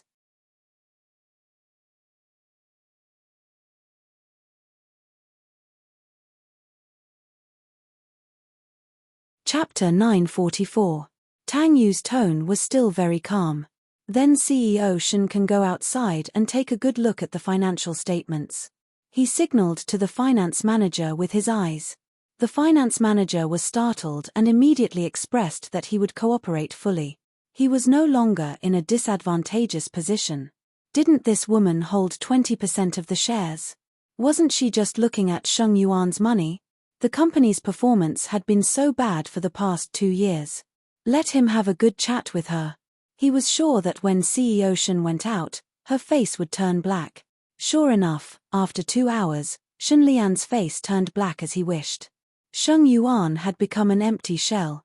Except for some real estate, those subsidiaries and projects had disappeared without a trace. The most important thing was that it was done flawlessly. After Tang Yu's meeting, Shen Lian went to the CEO's office. Xiao Ran looked at her and felt a little awkward. Tang Yu was standing there making a cup of coffee for himself when he heard a sound outside. Secretary Xiao, let CEO Shen in. Xiao Ran then let Shen Lian in, but she still hated Shen Lian. Everyone in City B knew about the news the night before, but Shen Lian still held on to this position and refused to come down. What kind of character did she have to be to not care about this? She was sure that CEO had not touched the runaway lotus, so there must be a lot of men around Shen Lian. Otherwise, she would not be so calm about this matter. She thought, CEO must know about it too. He didn't care, so he didn't care. Shen Lian actually couldn't see through all this and was destined to lose completely.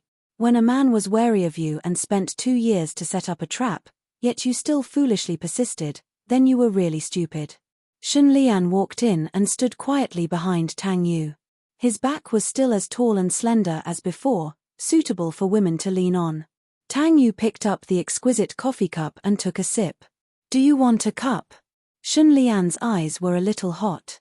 She did not move forward, but kept 2 steps away from him.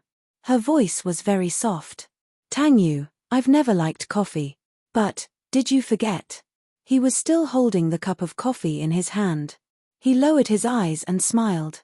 He put the cup of coffee on the table and slowly turned around. He looked at her. At that moment, he was the CEO of Sheng Yuan, and she was the one who wanted to snatch Sheng Yuan away. Even if she had never wanted Sheng Yuan, but now, she was his enemy. Shen Lian threw down the financial report and said in a fierce voice, Sheng Yuan, you've emptied it, haven't you? Moreover, she couldn't even see where the money went. She had completely exploited the loophole of the law. This shocked and enraged her. Tang Yu's thin lips curled up slightly. Shen Lian, do you think you can get any useful information from me so that you can record it as proof? She was too naive. Shen Lian's expression changed. She narrowed her eyes and glared at him. She glared at this heartless man. She didn't understand why he was so heartless towards her. She was infatuated with him, but in the end, he only had Pei Chichi in his heart. Shen Lian choked. I know you're concerned about what happened in the news. That person was talking nonsense. I've never known him, and more importantly, she didn't finish her sentence because she was embarrassed. It wasn't that she didn't feel guilty. How could someone as noble as Tang Yu accept? Someone who had been humiliated by such a man? Tang Yu looked at her sad face. There wasn't much expression on his face. She couldn't see through him.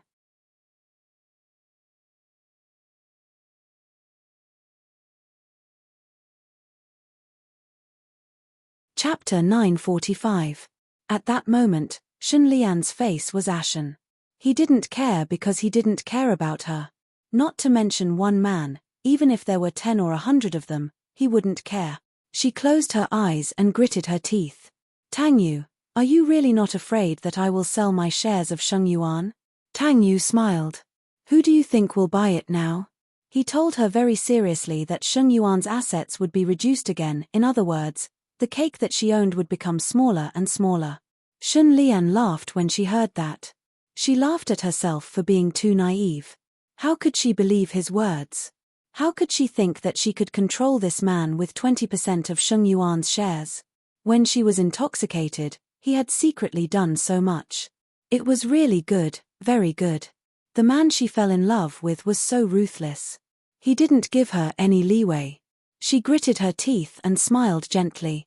Tangyu, have you forgotten that I am the one who changed Pei Chichi's bone marrow? Also, don't think that I don't know that her ovulation period is 3 years. Are you sure that she won't have any abnormalities in the next 1 year or so? She smiled strangely. At that time, it won't be a matter of you begging me. It won't be a matter of 20% of Sheng Yuan's shares. She had been fooled by him once, so she wouldn't be fooled by him again. These 2 days, she thought for a long time and finally understood the reason why Tang Yu didn't break off the engagement with her. Other than the 20% of Sheng Yuan's shares, there was another reason. It was because of that bitch, Pei Chichi. Shun Lian thought about it and finally went to the hospital to ask a doctor. The result was what she had expected. What Tang Yu kept was not her, but her bone marrow. She felt very sad. The more devoted he was to Pei Chichi, the more cruel he was to her. Tang Yu still stood there quietly without much expression on his face. Shun Lian's confident expression was a little flustered. Could it be that she had guessed wrongly? However, she had been fooled by him too many times, so she would rather believe that he was bluffing. Shun Lian pursed her lips and raised her head with tears in her eyes. No matter how much I love you, it's useless, right? No matter what, you will only love Pei Chichi, right? Tang Yu didn't answer her. He just turned around and said, Shun Lian, we can actually reconcile. Before he finished, she shouted in excitement, why should I reconcile with you? Tang Yu, I've done so much for you. Shouldn't you repay me? As she spoke, she laughed mockingly. How could you give yourself to someone else? You want to keep yourself for Pei Chichi. Suddenly, she placed her finger on her abdomen and chuckled. Tang Yu, if I tell the media that I'm pregnant, how do you think Pei Chichi will look at you? How are you going to deal with it in the future? Do you want to abandon me? Tang Yu's gaze was fixed on her. If I were you, I wouldn't use such an extreme method. Are you afraid? Shun Lian chuckled. Tang Yu, you forced me to do this. After saying that, she turned around and left. Tang Yu poured himself another cup of coffee and drank it slowly. He really hadn't expected Shun Lian to do this, but she was just digging her own grave by doing this. He stood there, looking out of the French windows and smiled slightly. Shun Lian returned to Jin Taihe. The moment she entered the office, she lost her temper and swept the documents on the desk all over the floor. She was so angry. She narrowed her eyes indignantly. You're tuning in to the Dreamy Chapters YouTube channel. We're so grateful for your support and don't forget to subscribe to join us on this incredible journey through captivating stories. Your generosity through donations truly makes a world of difference, as it's the primary source of revenue that allows me to expand and enhance this channel for you. Thank you from the bottom of my heart for being a part of this adventure.